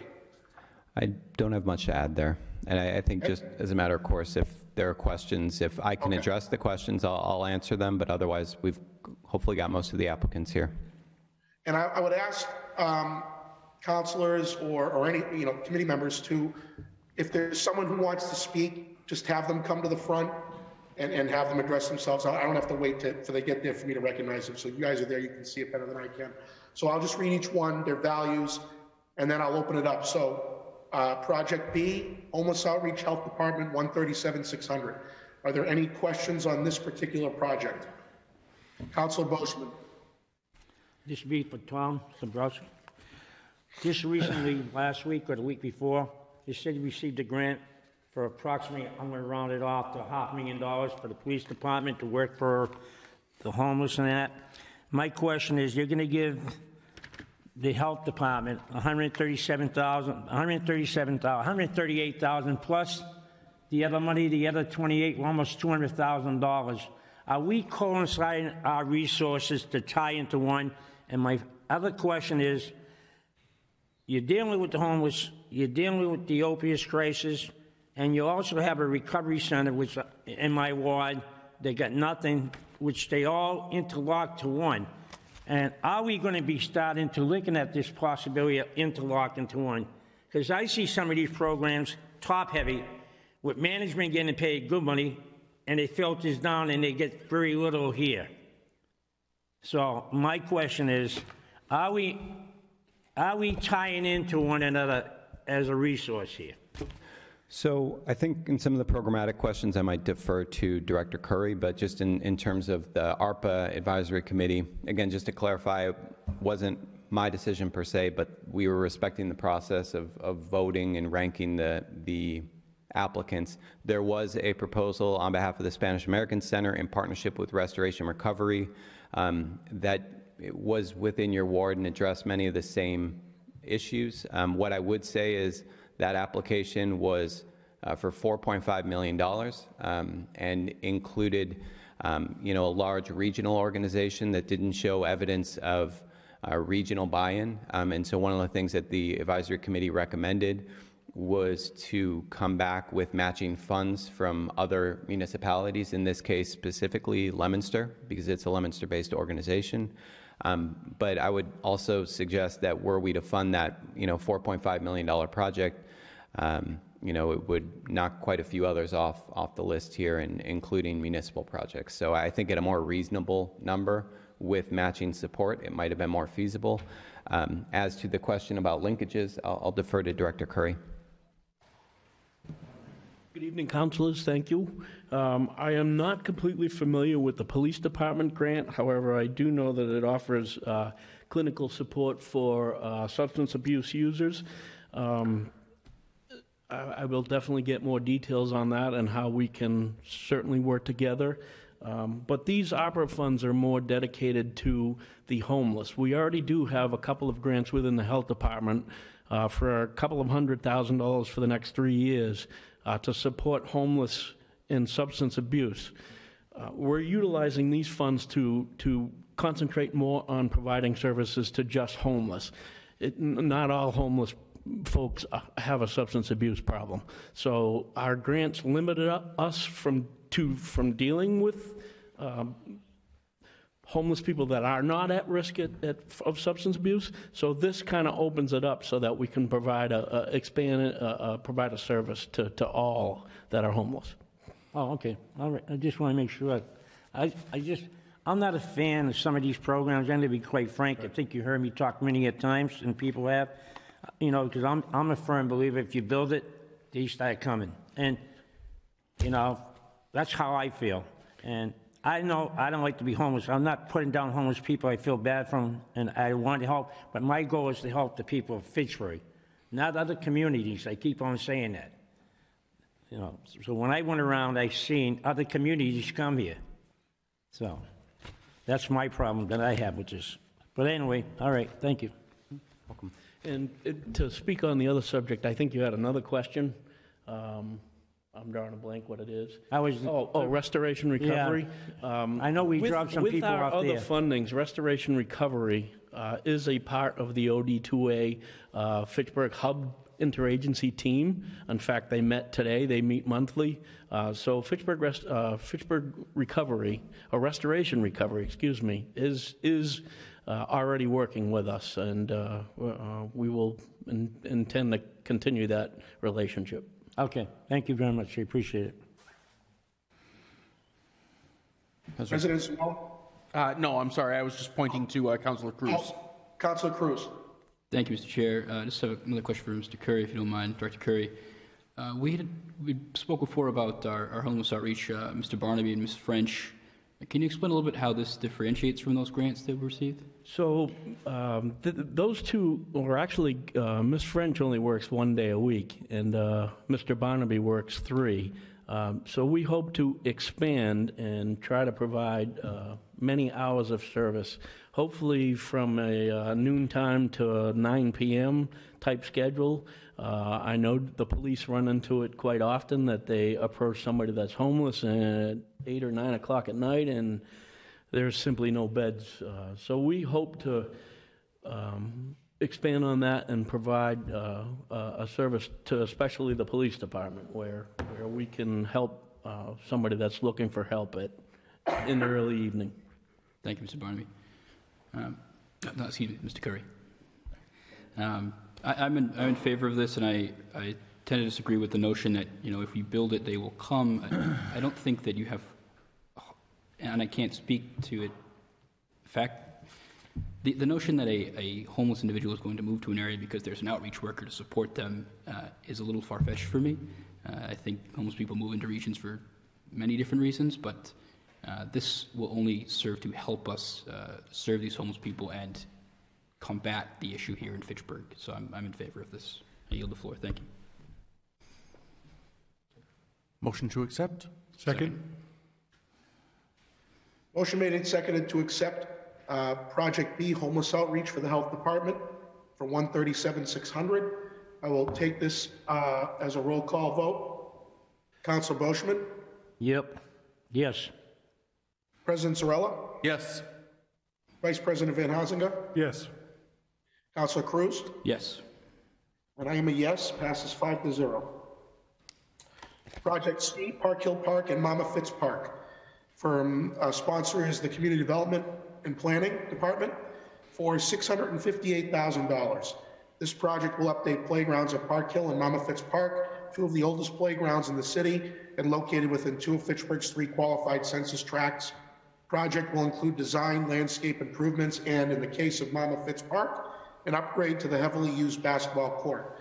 This project will be matched with CDBG funding. My only question on this one is for Tom, when it says that this will be matched with CDBG funding, is that the current round that's coming, the round that's coming up? It might be more accurate to say we hope to match it with CDBG funding should the council accept the year 48 requests. Is the project and its impact, basically, is that 658 going to do what we need it to do, or is the CDBG matching funds critical to completing what our objective is? The CDBG matching funds are critical. So we essentially took the estimate for both projects, working with our consultants at Weston and Sampson in consultation with the Department of Public Works, Recreation Division, Nate LaRose, and basically looked at what we could take on through ARPA funding, and CDBG came in to match, I believe, the design side. Do you know how much that is? The CDBG portion? As I could pull it up as we're talking here, but it's roughly 75 to 80,000. Okay. So if we were to pass this tonight, it's all but a foregone conclusion that we're going to have a CDBG amount for this. Basically, if we don't do it through CDBG, then this is pointless, right? Well, we're locking ourselves into the CDBG portion? I mean, not necessarily. I think that we could always seek quotes and get a better understanding of what the requirements to fully complete the projects, the playgrounds at both parks and the basketball court at Mama Fitz. And if we ran short, we could always seek free cash or CDBG in a subsequent year. So we would have enough to proceed with the designs and the initial cost estimates and going out to bid with this money. It would be really a matter of overages and be prepared in that event. Okay, yeah, I would hate to, with any of these projects that are tied to CDBG matching funds, I would hate to have this be approved and then however long it takes, we don't follow through on the CDBG end, and then it kind of renders this ultimately moot. So, I mean, I have no problem with CDBG matching this, but I mean, it's two separate votes, two separate instances, so I almost feel like we're kind of tied, joined at the hip when we do this commensurate with CDBG funding. So I'm going to support it. It's like a balancing act. I just hope that are we keeping track of that, by the way, for anything that we have CDBG alignment with these projects on? Absolutely. Okay. Okay. Any questions from the committee? Council Boschman. I noticed you put my ward in there, Tom. And how much is my ward going to get from this opera fund? Because I know you appropriated approximately $60,000 for my ward for CBG funds. And to let the council know, usually the CBG funds is the mayor's project, and we don't have too much say on it.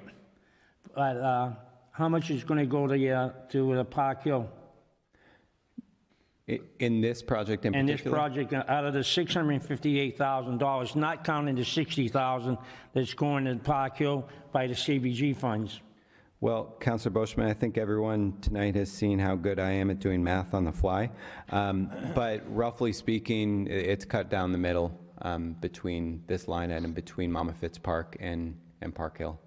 So you're talking about $320,000 each? Roughly. For both? Correct. And that work is still considered the work you want to do, fix the brook and put a pathway to Memorial Junior High? That's actually a separate project that is underway through a subsequent grant program called the Safe Routes to School program, which you'll hopefully be hearing about in a subsequent meeting. But this is primarily for the playground. The playground, the one that we get $750,000 by, what's his name, the person that passed away? Oh, Sam Pollack. Yeah, Sam Pollack. So that project, the accessible playground, was to the tune of about 400, and that one actually got written down, a little over 450,000, just in, a $400,000 grant from the state park program, and then in addition to that, a $30,000 state earmark, about $30,000 and change in private fundraising, and then CDBG funding to match, so actually a little over 500.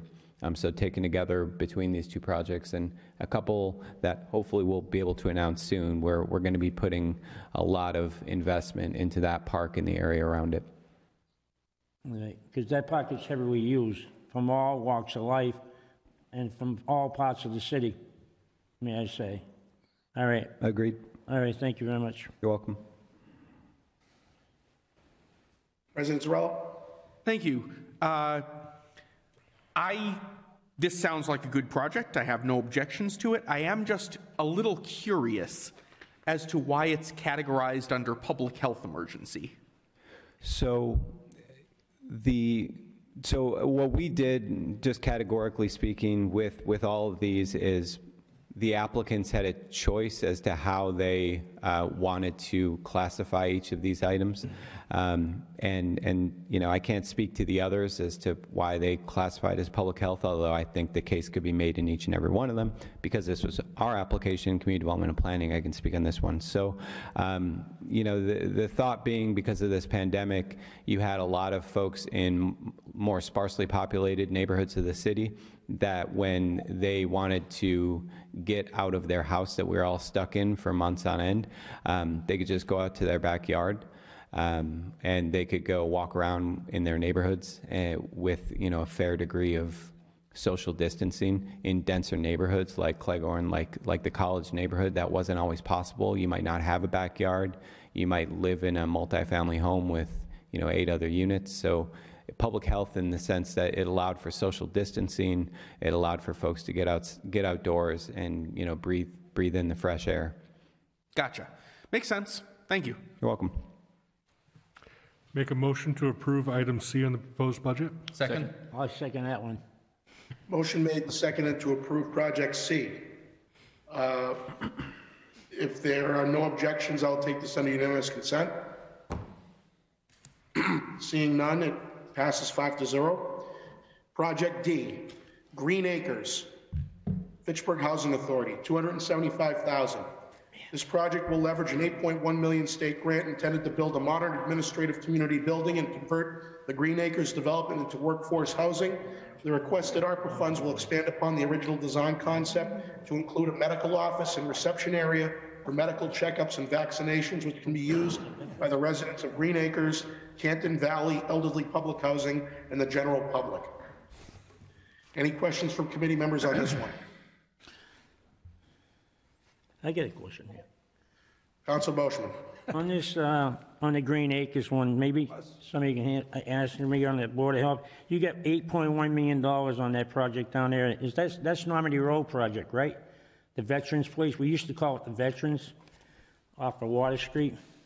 Good evening. Yes, that's the Green Acres Family Development. Can I ask you a question? Why do we need is it in this one here? Yeah, a checkup room. Do you have that many clients that need it? I mean, it's not all residential down there. It's usually families with kids and that. Yeah, it's a family development, and we've had a couple of COVID clinics, and literally we had them out and by our administrative building that's currently there out in the parking lot. Right. Where we had to go to the Canton Valley. Having a micro little clinic in a brand-new admin building would be much better to address mental health issues with children. It would help us to do any future clinics for any public health emergencies or regular checkups. It would go to the original, it would expand on the original design, and the bulk of the money is coming from DHCD. Yeah, I know, I see that, 8.1 million. All right. And the only reason why I hate to spend $275,000 for that, I thought maybe you could use it better because right now we're in a pandemic. This thing is going to end someday, and all of a sudden we're going to have a big empty room that you won't need because people won't want to go there. I noticed you also said the public's going to be allowed to use it too. And it would actually have two uses. We're going to build a micro library. The city library wants to have a micro library, but there's a lot of mental health issues with some of the residents, and we're going to use it as an ongoing clinic working with MOC and other service providers. So it's going to be used. I wouldn't want it to be empty, Counselor. I would not be happy with that either. And I guess what I would just add briefly, one of the other things ARPA talks about with regard to populations of disproportionate harm is, some of those underlying issues that contributed to the pandemic. And I think one of the things that the pandemic laid bare was either you can call it lack of trust, you can call it lack of connectivity to healthcare providers in some of our poorest neighborhoods. And I think having a clinic right within a large housing complex that shows that the medical community is open and welcoming to the residents that it serves, I think will help deal with some of those underlying conditions as well that contributed, in my opinion. And we had all of our facilities open to the public health department, other city departments for the clinics, and we want to expand that at Green Acres to have proper facilities. So you're telling me, I don't want to be a wise guy, but you're telling me that you're going to allow any Tom, Dick, and Harry off the street to come to your clinic, not knowing who they are, what they are, and how they are?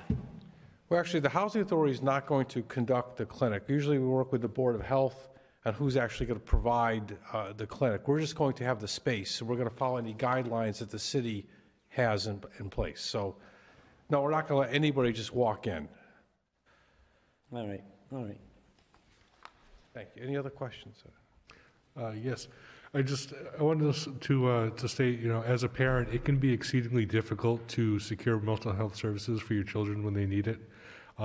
There are a lot of waiting lists, and there are not very many providers.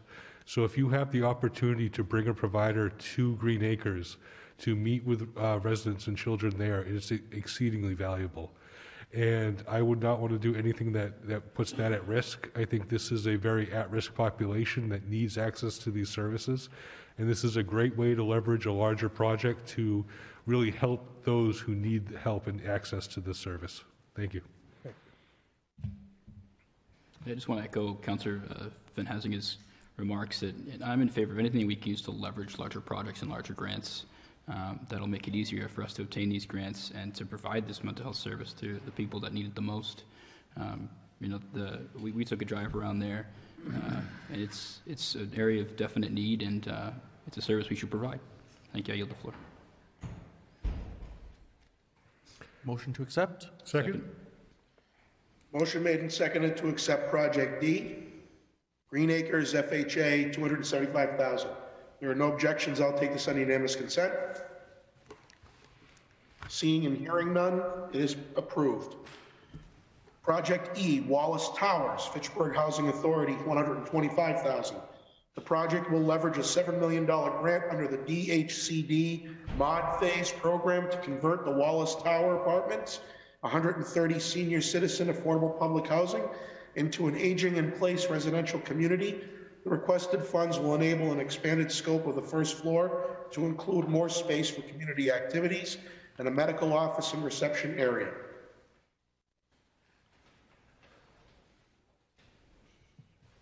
Councilor Boschman.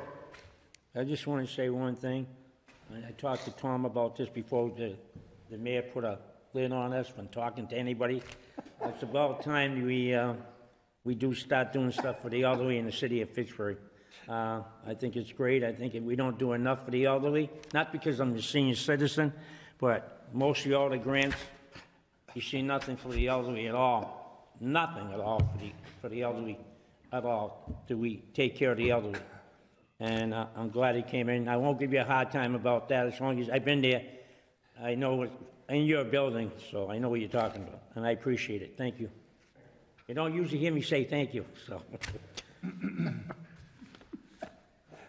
So, Any other councilors? I will say, Councilman Elizabeth. I'm a real estate professional. I primarily work with subsidized housing and with a strong focus on elderly housing, and this is the model that the most progressive operators are adopting to bring services on site, because this is a very vulnerable population, and there's exceeding benefit to increasing access to services for seniors on site. That it costs $300 a day at least to have someone in a nursing home, but it costs $1,000 a month to have them in an apartment.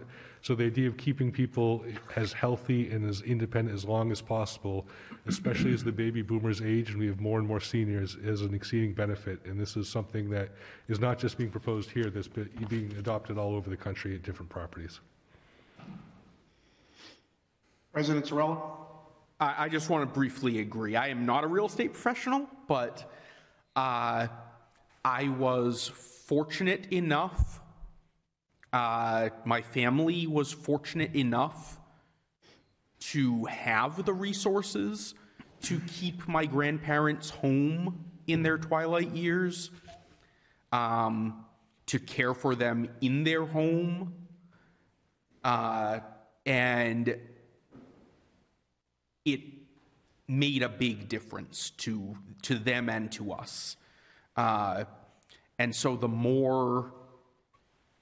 larger segment of seniors that we can offer that opportunity to, whether it's necessarily in their original home or not, at least in a home that is theirs as opposed to a group home, I think that is excellent.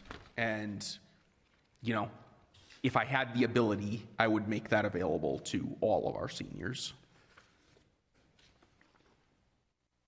Make a motion to approve item E in the proposed budget. I'll second that. Motion made and seconded to approve item E. If there are no objections, I'll take this under unanimous consent. Seeing none, it's approved 5-0. Last item for responding to public health emergencies, Project F, Center for Change, MOC, $413,900.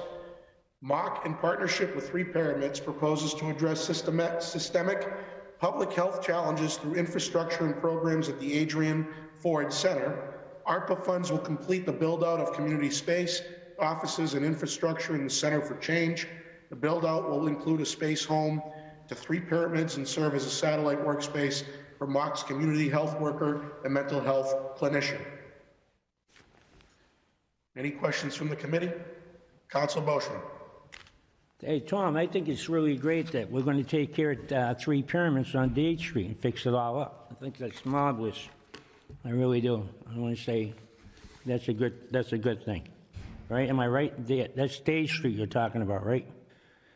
3 Pyramids office was previously located on Day Street, but they have not been there for quite some time. They've been working within MOC's offices on Nursery Lane. Correct me if I'm wrong. Is that right? Is that Mr. Reed right there? The young man right there? No? I'm going to be honest with you, and I'm not going to pull any bones about it. I'm not too much of a fan of MOC. I'm not a fan at all.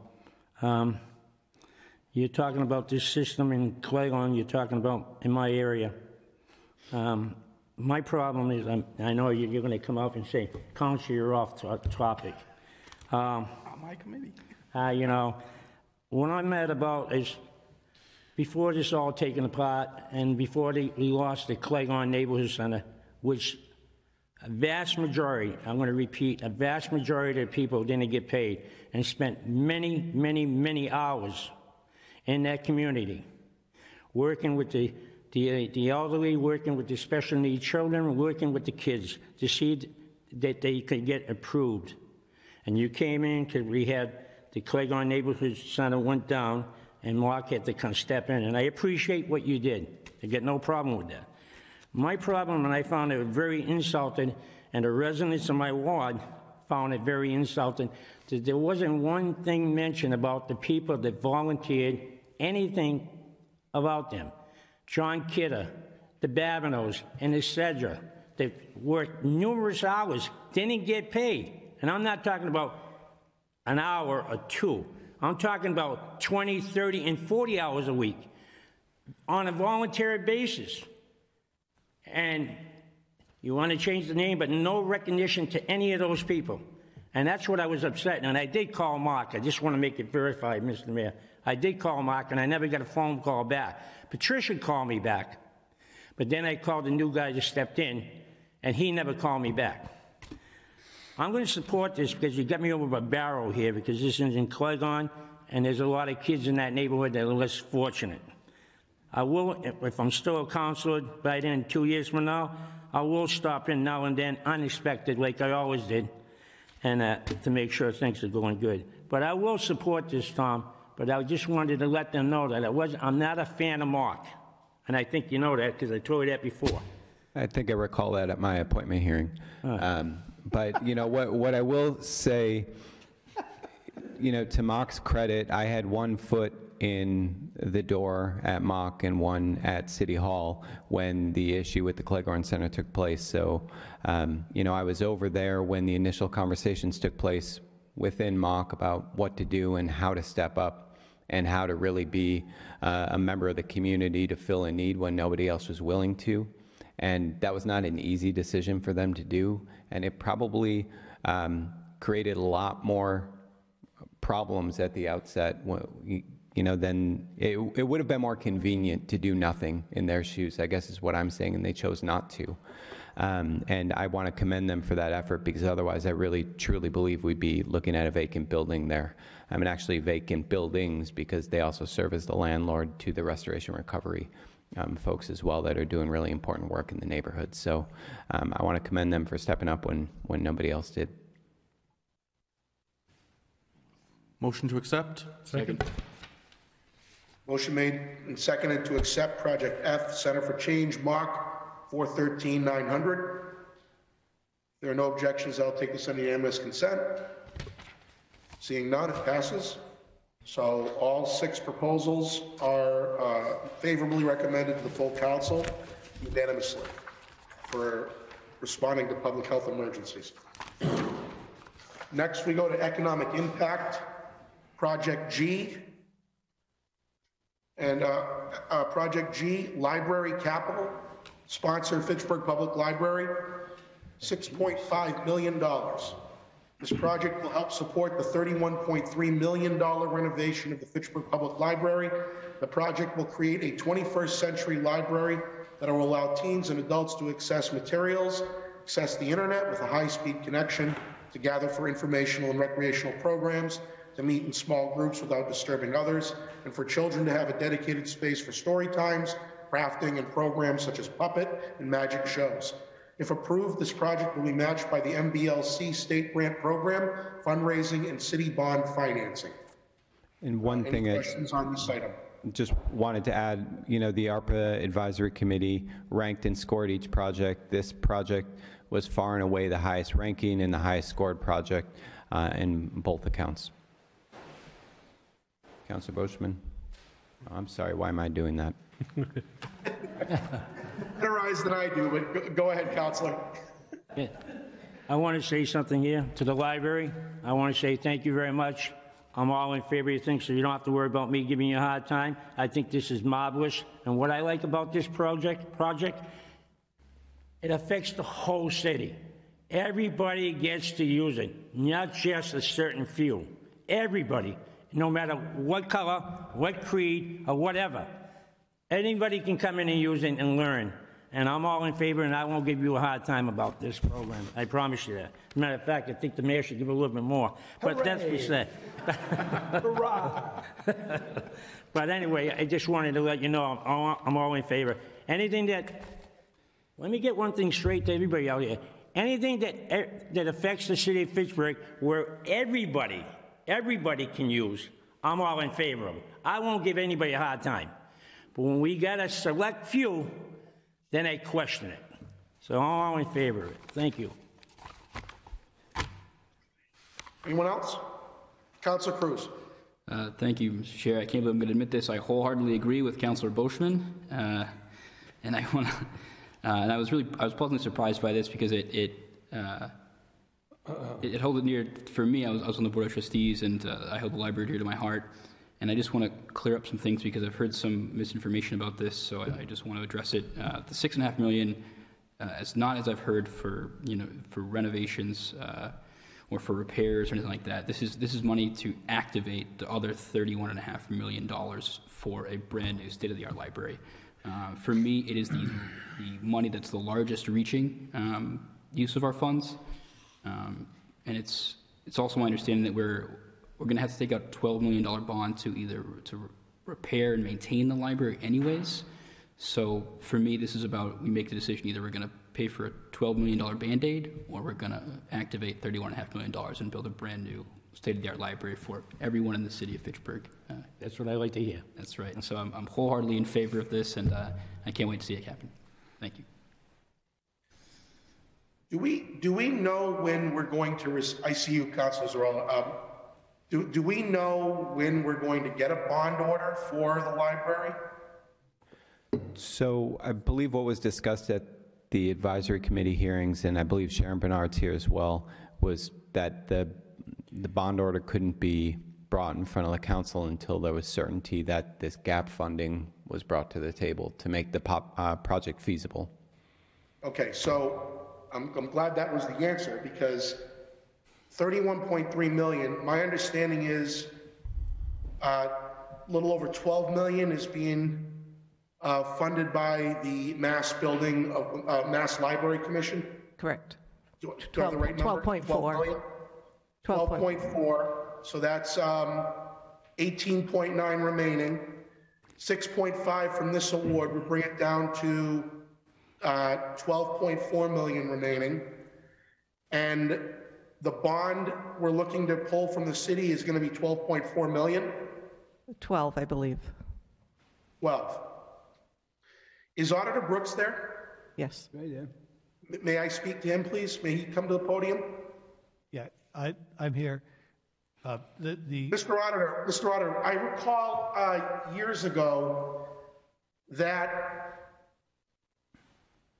schedule you gave us that initially showed 12 million for Crocker and 6 million for the library. Now it's 20 million for Crocker, and now it's 12 million for the library? Correct. The original sheet was a beige sheet that we did for the City Hall project. When we did the Crocker School project last summer, I believe, I created what I call the green sheet, which changed the borrowing for Crocker and increased the library to 12 million from 6, because if we did nothing in terms of the grant and the renovation project, there was still repair work of about $12 million that would have to be done at the library. And so, to be realistic, we had to peg it in at 12. So that green sheet is our current forecast, because I remember it had the forecast of our bonding tie-in.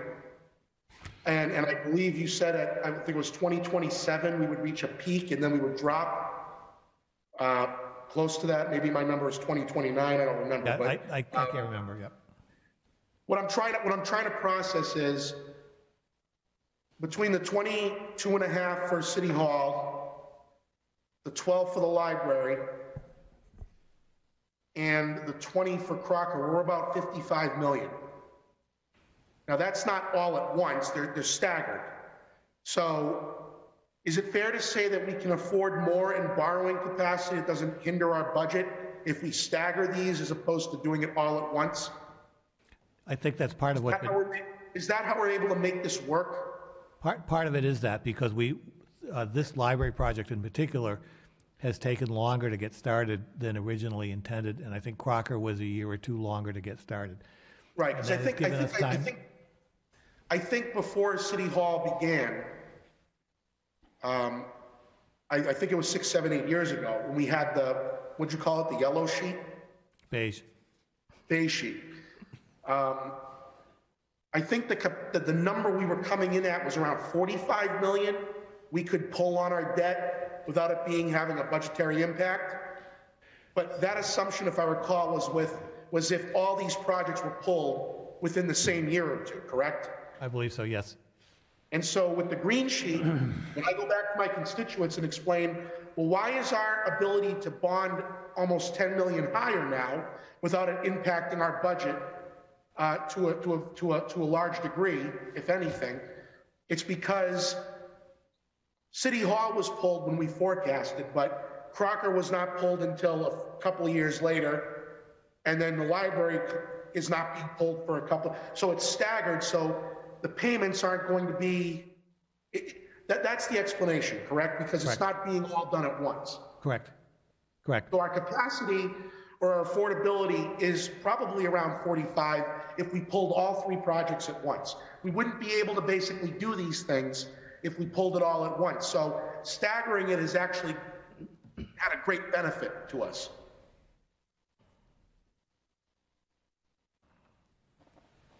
I would say, yes, you're correct. And I was also just going to say that I think you asked the question about a loan order for the library project. There was an initial discussion as we were discussing the FY23 budget with the library, their budget request.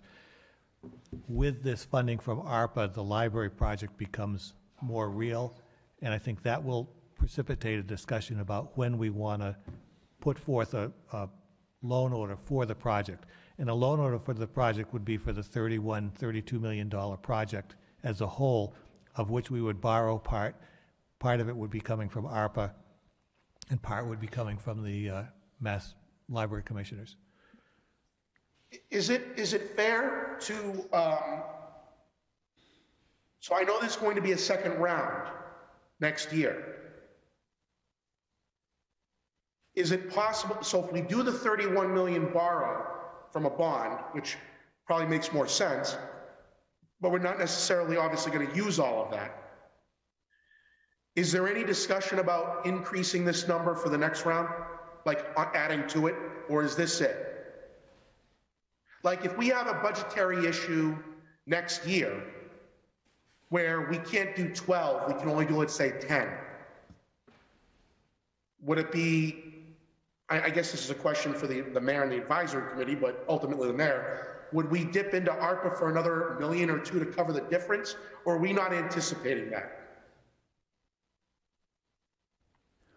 I will say at the ARPA advisory committee hearing, the question was posed, would this funding in tandem with the bond provide enough to get the project rolling, and the indication was in the affirmative, and I think the advisory committee is at least moving forward with that assumption. But at the same time, round 2, you know, the whole concept behind round 2 is we revisit, we take stock of the current situation, what our needs are, and how, you know, round 1 has gone, and, you know, if there are shortfalls in round 1 projects in meeting their obligations. So I can only speak from the advisory committee standpoint. Yeah, this is a long time coming, and in this respect, this ARPA award that I have criticized, in large part because of my disagreement with how the Fed operates their balance sheet. This is actually a godsend, because I recall 6, 7, 8 years ago, I remember at a finance committee meeting with my former colleague, Councilor Joseph, I think Ms. Bernard was before us, he and I were pressing her and the architects who were before us to say, we can only give you $6 million. And between the state with the 12 and the 6 from us, they'd have to fundraise between 12 and 13 million dollars. And we basically said, okay, let's be realistic here. We're not going to fundraise that. So what do we need minimum to renovate the facility or take care of the biggest problems with it? And the number was between 6 and 8 million. That was 7 years ago. So I say that because it didn't look like, I'm a glass half empty guy, so it didn't look like this was going to happen. But with this federal appropriation, the fact that we can now realize and recognize a brand new library, it's not a theory anymore or a hope, it's now a guarantee. And I want to also credit the city itself, the administration and the like, for the management of the city's finances. Our finances are the strongest they've been in 13 years, and that's saying something, considering the fact I started in 08 when we couldn't keep streetlights on. Our bond rating, our budgetary practices are the best they've been in at least 15 years. And I think that some credit needs to be given to the administration and the auditor as well for their management of these finances, because to allow us to have that budgeting capacity to increase our bonding allotment is a testament to those financial practice strengths that we have implemented. So while it's good news that we were able to stagger these projects, either by choice or likely not by choice, just the way things fell into place, we also shouldn't lose sight of the fact that our budgetary practices have given us confidence and some bandwidth in expanding upon what we can borrow. So I think for the residents tonight, one of the biggest takeaways of this first round of funding is the prospects of a new library in the near future are no longer a hope or a dream or a possibility. It's now a practicality. It's now going to happen. And that's a big takeaway from this. So where we were 7 or 8 years ago to now, it's a welcome piece of news, and it's very, very good to hear this. And I'm very excited now that that has been stated tonight, that we are able now to fully fund this project through a combination of local, state, and federal tax dollars. So this is great news. Thank you. I would like to say something. Could I say something? Yes. Yes. So at that meeting, I remember being questioned and saying, if we aren't able to put in the application, it'll never happen. So at least let us try. And I think we're finally there. So thank you. Thank you for your optimism, because if I wasn't very optimistic, but that's just me. But I'm glad you guys did, and I'm glad things fell into place. It's very good news.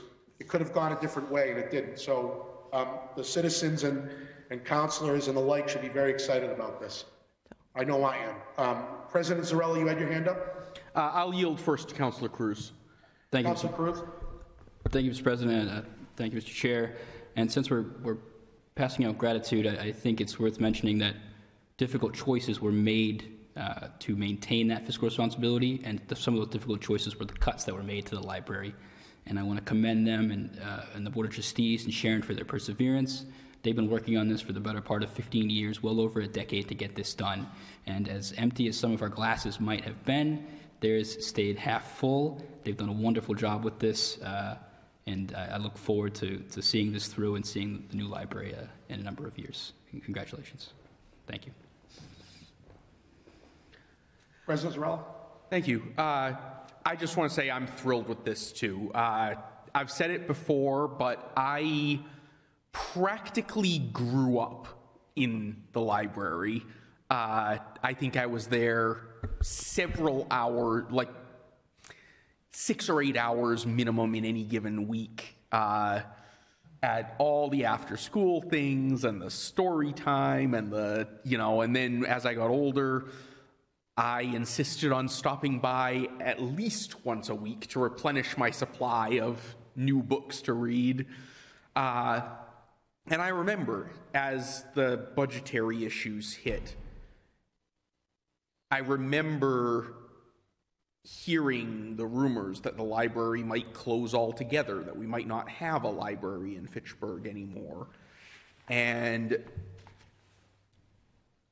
Again, I'll echo Councillor Cruz. I can't say enough about the work that everyone at the library, the trustees, the employees, the director, have done to keep it viable and to get it back to this point where now we're looking at not only having a fully functional library, but having an even better library than we've ever had before.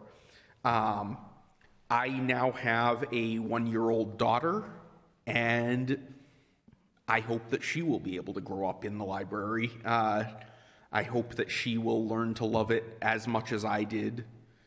And this is great news. This is a project that I may not say much about on a regular basis because, frankly, I don't know all the behind-the-scenes details well enough to talk about it knowledgeably. But the project itself on a conceptual level has been very dear to my heart, and I'm glad to see it moving full steam ahead. I'll make a motion to accept. Second. Motion made and seconded to accept Project G, Library Capital, Fitchburg Public Library for $6.5 million. If there are no objections, I'll take this under unanimous consent. Seeing none, it passes. Thank you. Project H, Storefront Activation, Community Development and Planning, $250,000. The program will activate vacant storefronts and remove blight from creating a revolving loan pool, providing loan funds with favorable terms to Main Street building owners who commit to making needed code corrections, improvements that create ready-to-lease spaces. Committee member questions? Councilor Boschman. This will be to Tom. Tom, I want to let you know I'm going to support this, but this is starting, I'm going to be honest with you, I was a big advocate for this for 8 years, since I've been on the council.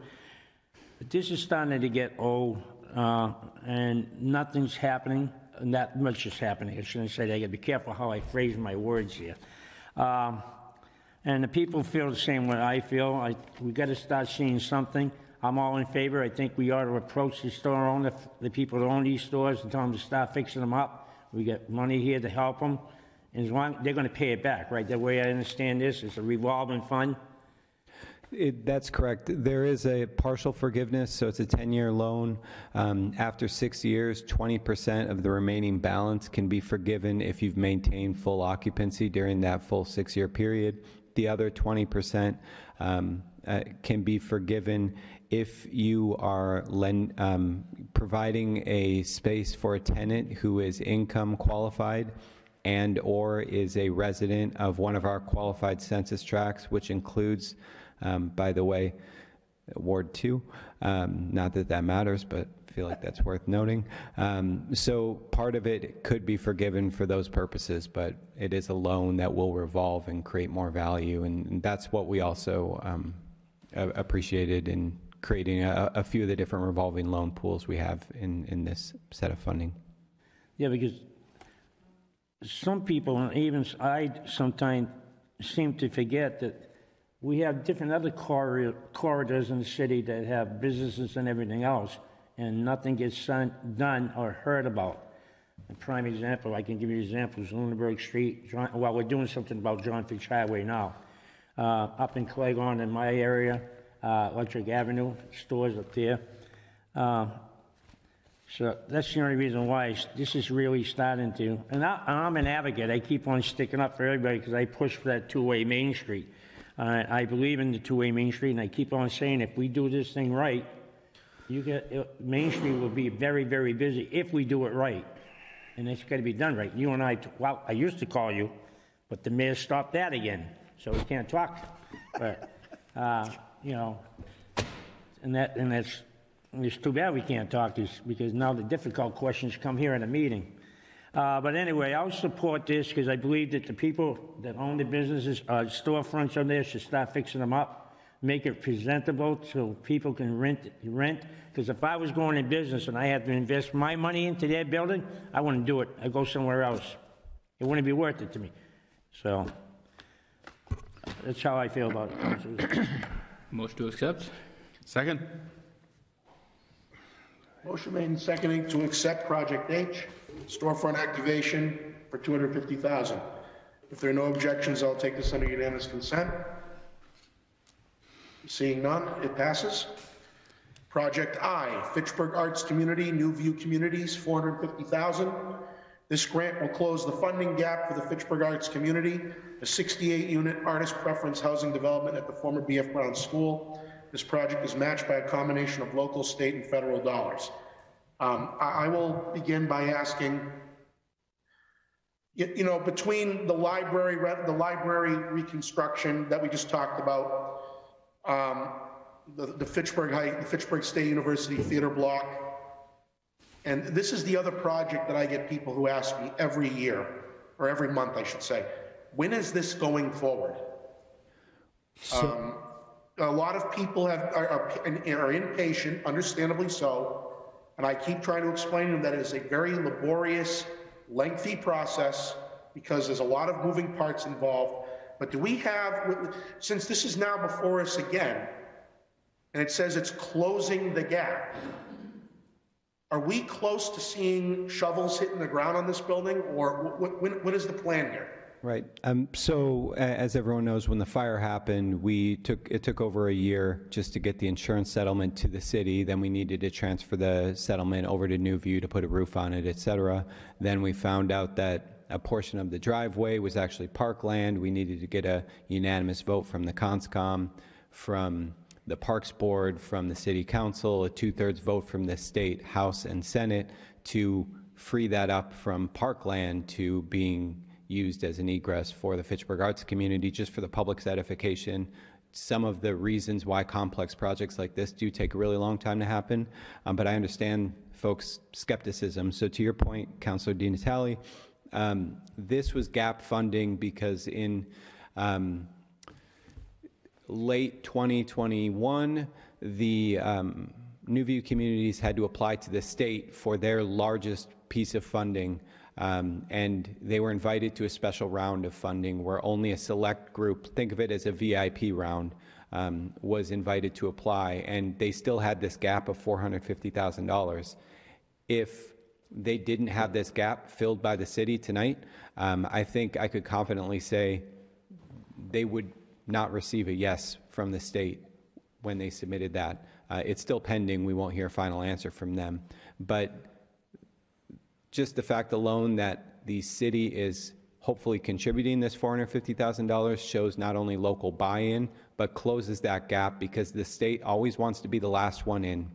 They want to make sure that all the rest of the funding is in place so they can fund a project that is ready. And we can say that we feel confident that this project will get funded if this gets funded tonight. Do we have any kind of timeline on what, so if we approve this, do we have any idea? I guess I'll start big and say, is 2022 the year this is going to start? We're going to see, like on Moran Square development, we see the construction guys over there right now. Right. Are we going to see that in 2022, or is that more 2023? I just like to give people something. Right. So if this got approved and the state were to issue their funding, which would occur later in spring, and Mark, feel free to jump in if I'm mischaracterizing the situation, but we wouldn't see shovels in the ground until 2023, or, you know, if I believe late 22, but 2023, correct, Mark? It takes a long time once the funding is issued for New View to take it in and do the full closing because it's a bevy of state and federal resources. You get a lot of lawyers involved and a lot of folks sort of poring over all the details to make sure eligibility is met from the variety of different sources involved. It's pretty complex and it takes time. Okay, so 2023. Anytime you get lawyers involved, it takes time. No comment. All right, I'm good. Anybody else have any questions? Council Boschman? I think Mark knows how I feel about this project. I'm not that much of a fan of that, especially where I'm giving him $450,000 from the city. And the reason being, I thought we gave him a lot already. We gave him land. We gave him $1.8 million. We sold him a school for $5,000. A lot of stuff the people of Fitchburg gave. And my argument, and I use it all the time, and I say it all the time, if you stand in the middle of Main Street 50% of your people are poverty level or below poverty level, and all we're doing is adding more poor people from another section up there in the housing area up there. So I have a hard time with this. And I look at this, I've been hearing this since this from, 2014. Yeah, 2014, we've been talking about this. And the only thing I ever seen done was I had to call up and have the grass cut, and the mayor gave him $1.8 million for the roof because there was a fire. And that was it, and put the fence up. That's it. That's all I seen. That's all I seen for activity. And I just have a hard time with it. I just think, what happens if it doesn't take off? What happens? You're saying for sure that this 450, I'll ask this question. If the state doesn't give an answer by what time, when did you say, the end of this year? Likely in the next month or two. In a month or two? If they don't give us an answer by the end of this year, can we get back that $450,000?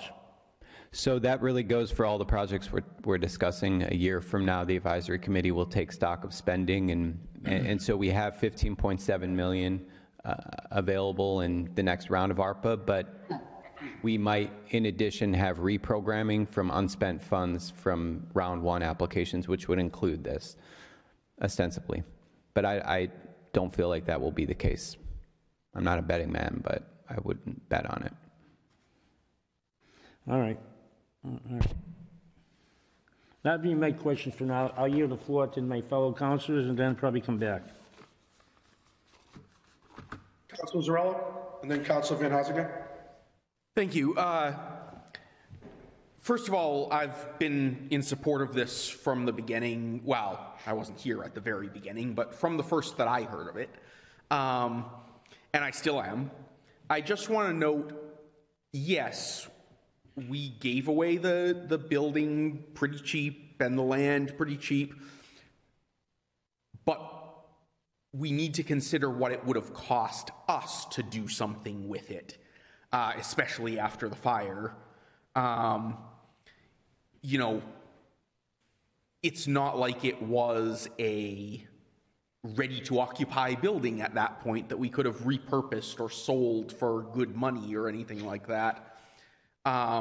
It's being turned into something that I think will really be, well, now one of very many jewels of downtown. If New View and the Art Museum hadn't come up with this project, I don't think I'm too far out of line in saying we would probably still have a derelict building that we don't know what to do with, because, you know, taking it down would be expensive, cleaning it up would be expensive, renovating it, as we see, is expensive. And again, I just want to say, I know it's been a long process, but I was really only 10% joking when I said once you get lawyers involved, things take time. And that's especially true when it's lawyers who need to deal with state funding sources and things like that. Because when you get lawyers involved, things take extra time. And when you get bureaucrats involved, things take ridiculously large amounts of extra time. So it actually doesn't surprise me at all that this project hasn't actually begun in the sense of physical work yet. That doesn't surprise me. I'm just glad to hear that it's still moving forward. And yeah, $450,000 is a chunk of change. But I think that down the road, once this project is completed, we're going to look back on this and think that at $450,000 plus the other investments that we've made in the past, we got a bargain out of this. This is going to be the kind of thing that draws people to the city, and people who have a lot to offer to the city. I think this is going to be, yet another stepping stone to the full revitalization of our downtown. And I am very pleased to contribute this amount if that's what will get this moving forward. Mr. Van Asken. So I know this is getting late, so I'll be very brief. The reason New View Communities is doing this is because it's exceedingly hard and exceedingly difficult. If it was easy, a private developer would have done it, but no private developer would ever step forward to do this. This is of great value to the city. New View isn't doing this project to make money. They're not going to make money from this project. They're doing it because it will create a great asset for the city, because it will save 3 historic buildings, because it will represent a historic partnership with the Fitchburg Art Museum, which is one of the city's leading private institutions, and it will really make this neighborhood a better place. And they're not doing it to make money. They're not profiting off of this. They're doing it to make the city a better place, and that is very hard. It takes time. It takes money. Yeah, I just want to make it clear that my comments earlier about the delay or how long it's taken was not in any way suggesting that New View is dragging their feet or anything. I understand all of the hoops that they have to run through and all the funding sources. I supported giving the building to New View, and as was mentioned earlier, if we didn't, that building would be rubble. I'll save everybody the expense. It'd be gone, because there's no way we were going to be able to afford renovating it. Maybe even demolishing it would have cost millions. And then people who aren't happy with what we did with it would be complaining that we spent millions to knock it down or to leave it boarded up. So this was a win-win situation, and the fact that it's also coming to fruition likely next year, 2023 is going to be a very action-packed year for the downtown area, between the theater block, the art colony, and now the library. I mean, there's no downside to any of this, but much like other instances the city has been in with respect to buildings we own, New View taking this on was a big burden off our shoulders, because if we didn't give it to them, it'd be even worse looking than it is now, which would depress property values in that area further and make it a nice glowing eyesore for any. Understand too, that building before the roof was put on was a glaring eyesore that depresses the community that it's around, depresses the valuations, and also importantly, it's depressing to look at when you have outside people coming into our city who use the Fitchburg Art Museum. The first thing they see when they go to the art museum is that monstrosity across the street. Not a very good welcome sign for people outside the city who come here to go to that museum, and a lot do. So this was a win-win, and I wouldn't have had it any other way. If there's no other questions, I will take a motion. Councilor Cruz. Councilor Cruz, thank you. Thank you, Mr. Chair. I'll be very brief. On a real quick personal note, seeing the middle school where I was educated was a big part of the reason for my getting involved in the community. That's hard to see for anybody who was educated at the school, I think, and I'm fully in support of this. And there's been some hiccups, no doubt, but it's important to remain diligent in times like this, because no one could have anticipated that place burning the fire. And so it's time to push on, seal the deal, and bring in whoever might be coming into our community, and even if they are low income, because there is nothing wrong with being low income. They're going to be here, they're going to be spending money, they're going to be applying for jobs here, they're going to be working here, they're going to be Fitchburg residents, and I wholeheartedly welcome them in, whatever income that they may be. I yield the floor. Thank you. Make a motion to approve item I in the economic impact. Second. Motion has been made and seconded to approve item I. If there are no objections, I'll take this under unanimous consent. Seeing none, it passes unanimously. Project J, rental repair program, community development and planning, $250,000. This pilot program will create a revolving rental repair fund. The fund will provide needed financing to landlords of small properties, 2 to 6 units, in qualified census tracts in Fitchburg. Landlords will use the funds to make repairs and improvements to deficient rental units. The program is intended to improve the quality of housing for renters in these targeted areas. These funds are designed to be a revolving loan fund that will enhance the quality of the housing stock for years to come. Council motion. And Councilors go. Who? Me? Yep, go ahead. Tom, question for you. Yeah, you had a map up there. If you can go back to that map for a minute, please. I'm not sure if I can, but I can try. All right, then don't go back to the map. You talked about Lower Clegon. What part of Lower Clegon are we talking? Are we talking Fairmont Street? Yes. So, on this $250,000 grant, so upper, when I say Upper Clegon, I'm talking up by Upper Daniel Street area, Pratt Road area, and up in that area where they got a lot of family houses. They can't apply? Correct. It's going to be focused in the 3 most economically tracks. So why don't we just say not the Main Street? Well, because it also includes segments Ward 2 as well. Very little on Ward 2, but very little if you're talking just Fairmont Street. So the thought here, and this was working under the interim rule where we had less clarity, was that it would be a safer harbor use to focus within those 3 census tracts, but also, frankly, not to use that as a crutch. I think it's the right thing to do because these are the 3 most economically disadvantaged areas in the city. I don't think it's accurate to say that Cleghorn would not get projects within this district. I think looking at this area as well as the north of Maine, those are 2 of the highest proportion of projects that we see on the NICE committee, our Problem Property Task Force problem property list. And you know, these, if you look in, you know, the Daniel Street area, Fairmont, you've got Siri's chiming in.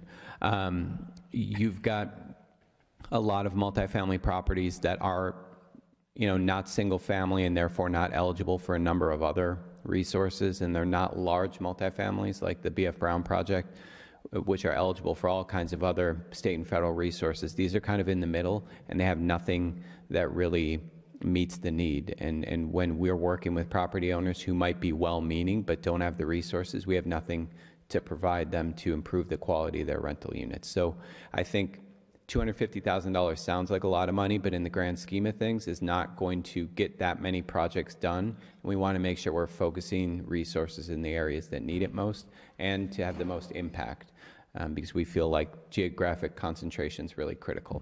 But my question to you, Tom, if we have a high influence of multifamily houses, why would we limit ourselves just 250,000? 250. I'll give you a prime example. To tear down my porches in my house is going to cost over $50,000, over 50 on a 3-family, on a 4-family, but 3 families use the porches, over 50,000. Why wouldn't you want to improve to help the landlord in these multifamily houses where they're rented to low-income people? To help, and this would help 2 people. It would help the homeowner, the property owner, and it would also help the tenants. They give them better quality homes and don't have to worry about the prices going up increases.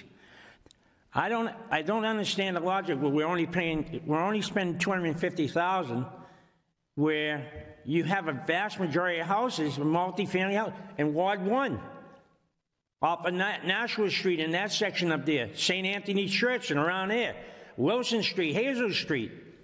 Right. And we pick in North of Maine and Lower Clegon. You're telling me it's from Fairmont Street.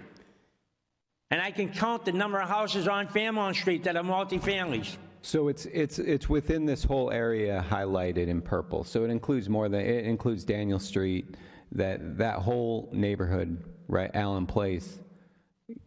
I think a lot of the highest concentration of problem properties within that ward.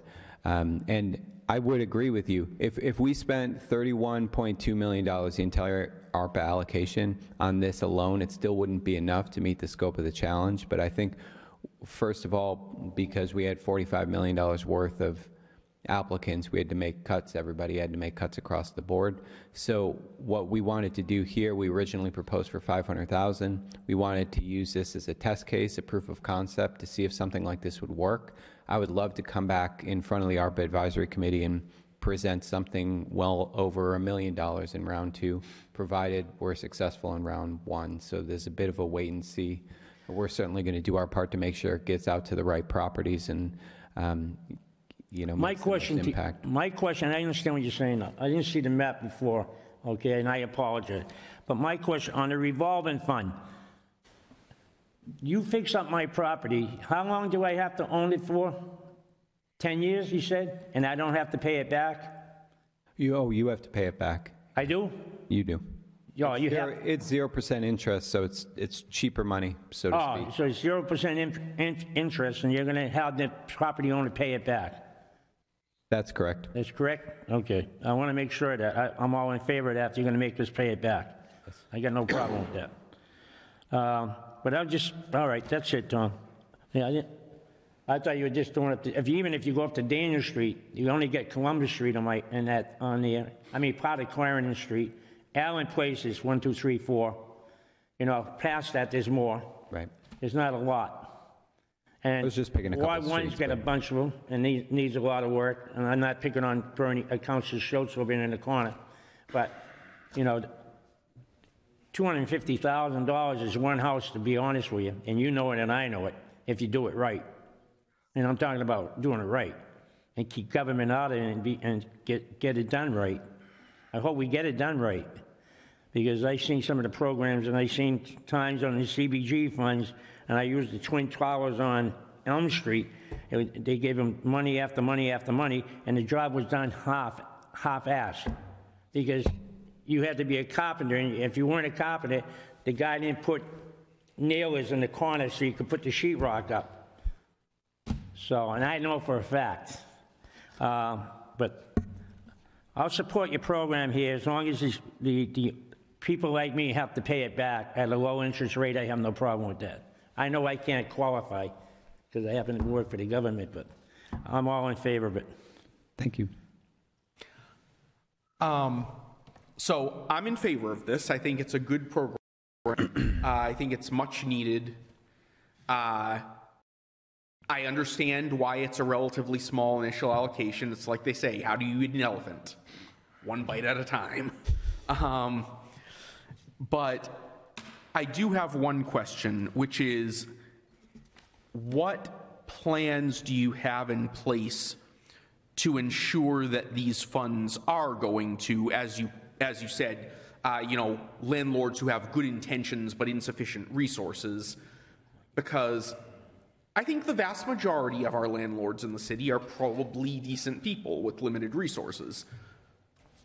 But we all know, I know maybe better than most people in the room, other than maybe, Tom and Councillor Van Hazinga from his experience on the planning board, that we also have some landlords who will, take this money to improve their property values and then not use their own money to keep it up, not take good care of their tenants. They'll have a more valuable property, but they'll be the only ones benefiting from it. So what do we have in place? Do we have something maybe where, some criterion where a landlord who has gotten into certain types of legal trouble in the past is ineligible, or, Yep. Good question. So I think on the one hand, we aim to, in this initial pilot phase, work with sort of a closed referral system within city departments. So we're also, to some degree, relying on the expertise and support of the partners within our Nice Problem Property Task Force, such as the Department of Health, Building Department, and Fire Department, and so forth.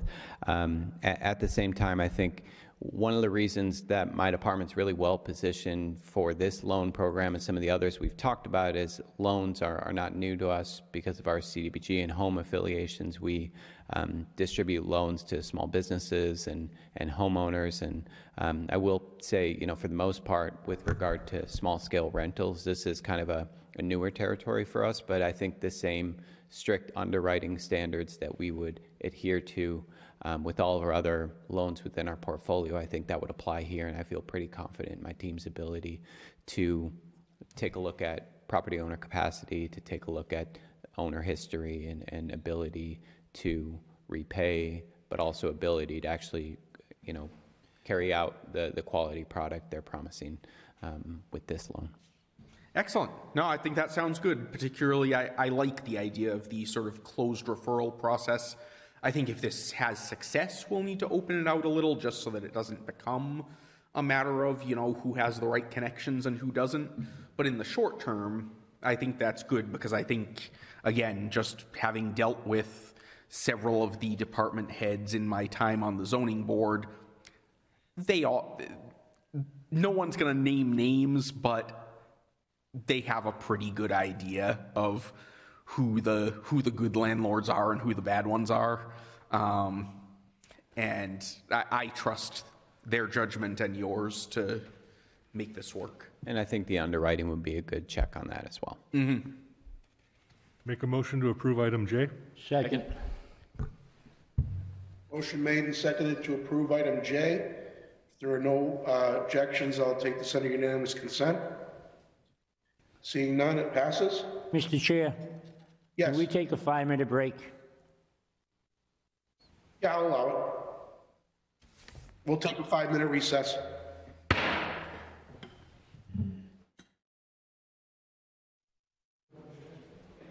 We will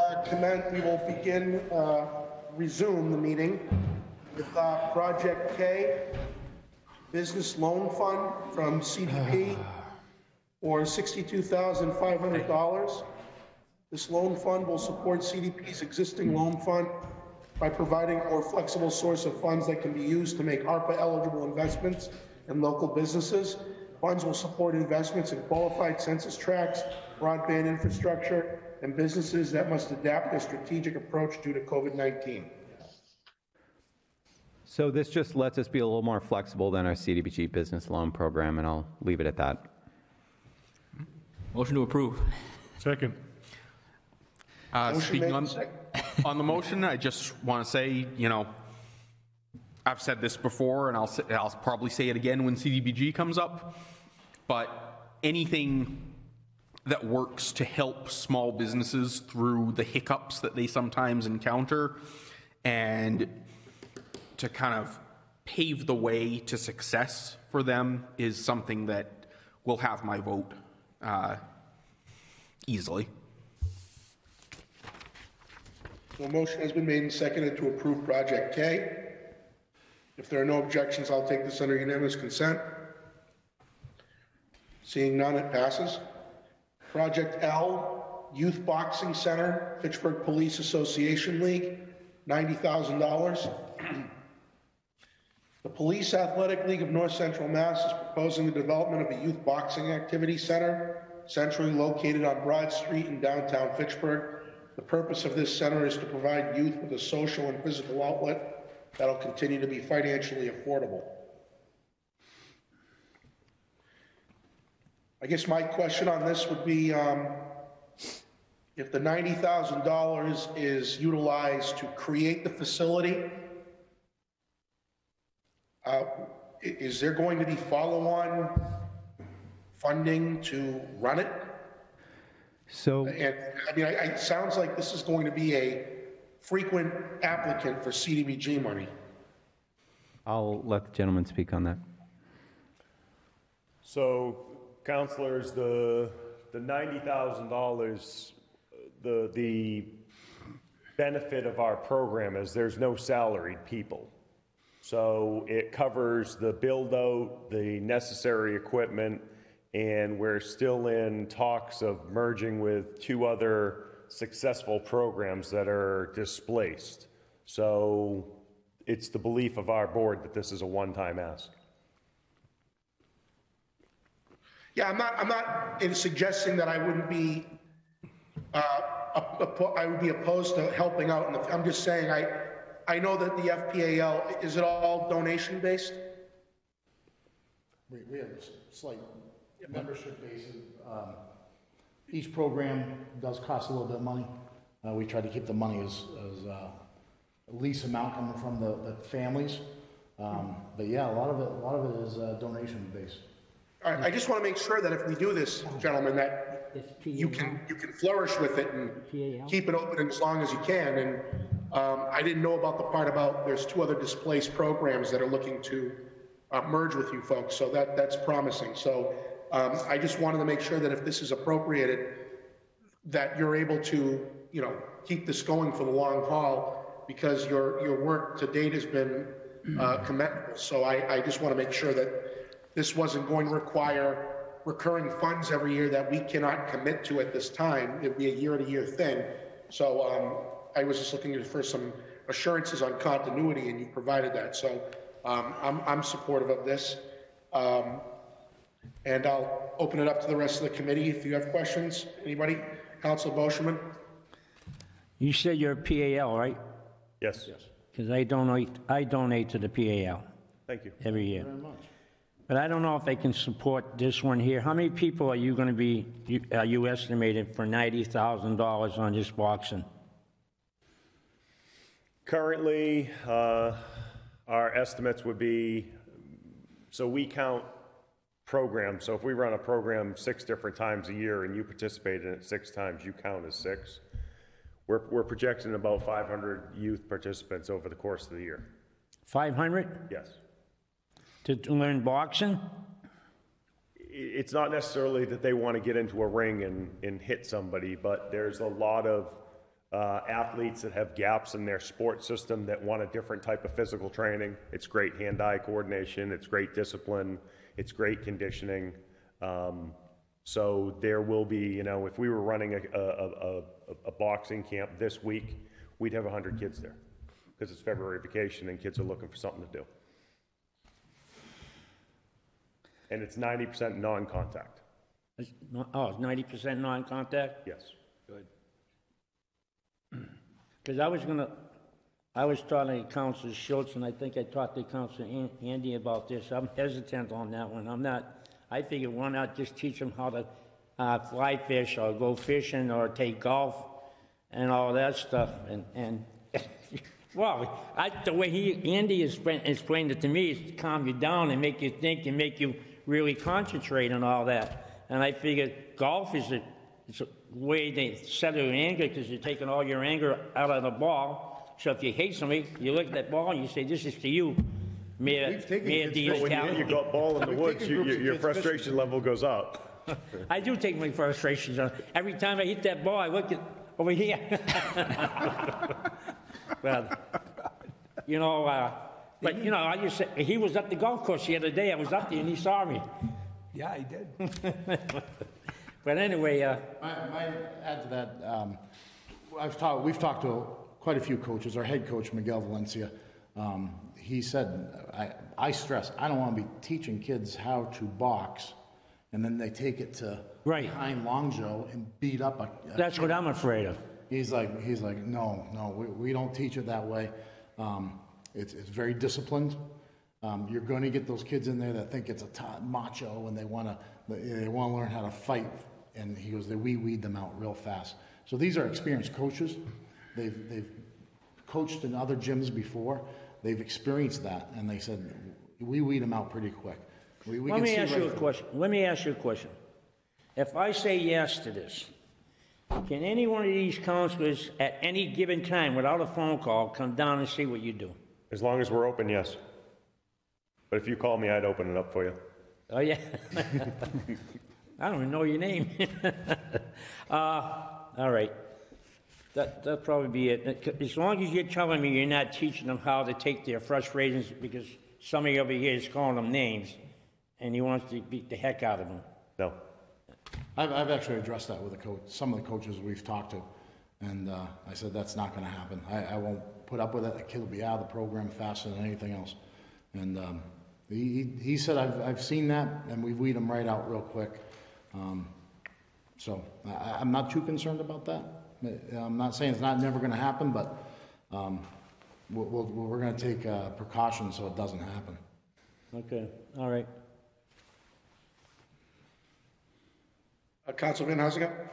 So I have 2 younger boys, and one of the greatest challenges I have is getting them off the couch and away from their video games. So right now they're playing PAL basketball, and it's been a great experience. And I'm very glad they had that opportunity to do that. And as they get older, the challenges I'm going to face is to keep them from causing trouble with their friends out in the street or wherever, God knows, as they get more independent. And if there's a place where I can get them or other kids to go where they can learn self-discipline, where they can learn how to exercise and train, to be around a good group of other kids, good group of role models and adults and working with them, I think this is a great program. I'm very impressed with how lean PAL runs and how effective it is and how cost effective it is. That if they can get this off the ground and make this successful, I think it'd be a great asset to the city. Thank you. Thank you very much. President Zarello. Thank you. In response to that concern, I've never boxed, but I did wrestle in high school. You can't tell looking at me now, but in high school I wrestled, and I can tell you that that's another sport where people think, oh, well, like bullies are going to learn how to beat people up more effectively or whatever. First of all, a lot of people are thinking like WWE. That's a whole different issue. I can tell you, getting angry on the mat and trying to take out your frustrations on your opponent is pretty much the fastest way to wind up looking up at the lights. So I suspect boxing is much the same, that if you lose your cool, if you lose your discipline, you're just going to be worse at what you're trying to do. There were some very aggressive kids on my team. They weren't aggressive in their wrestling because that didn't work, and they learned that very quickly. So I don't, like you said, it's not something where I think it's probably never going to be a concern, but yeah, that's not the kind of mentality that gets you very far in contact sports of that sort. So I think this will be a good thing for the city, a good outlet for kids, and give, in addition to all the effects everyone's already mentioned, again, just assuming that there's a relevant analogy between boxing and wrestling, I can say it can really provide a lot of self-confidence too, to kids who may not be the most popular kids or the most well-connected kids or whatever. You build up a camaraderie with other people on the mat. So we hope it's something that the kids can take pride into. The Worcester PAL has a nice boxing program. Nashua PAL has a nice boxing program. We can maybe do some friendly competitions, and kids from Fitchburg can have some pride where they come from, and now they're going to other cities representing us. Exactly. So we hope they take pride in this, like the kids.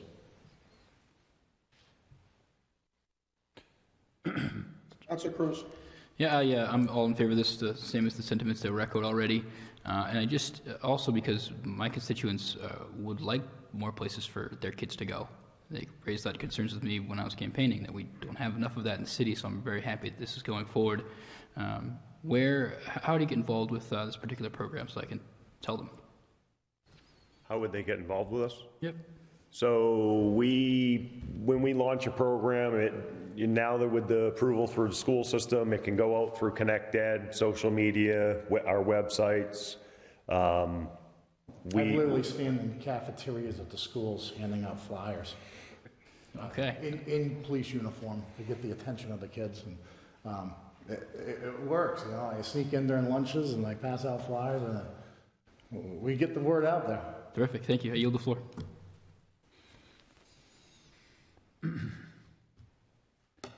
Council Boishman.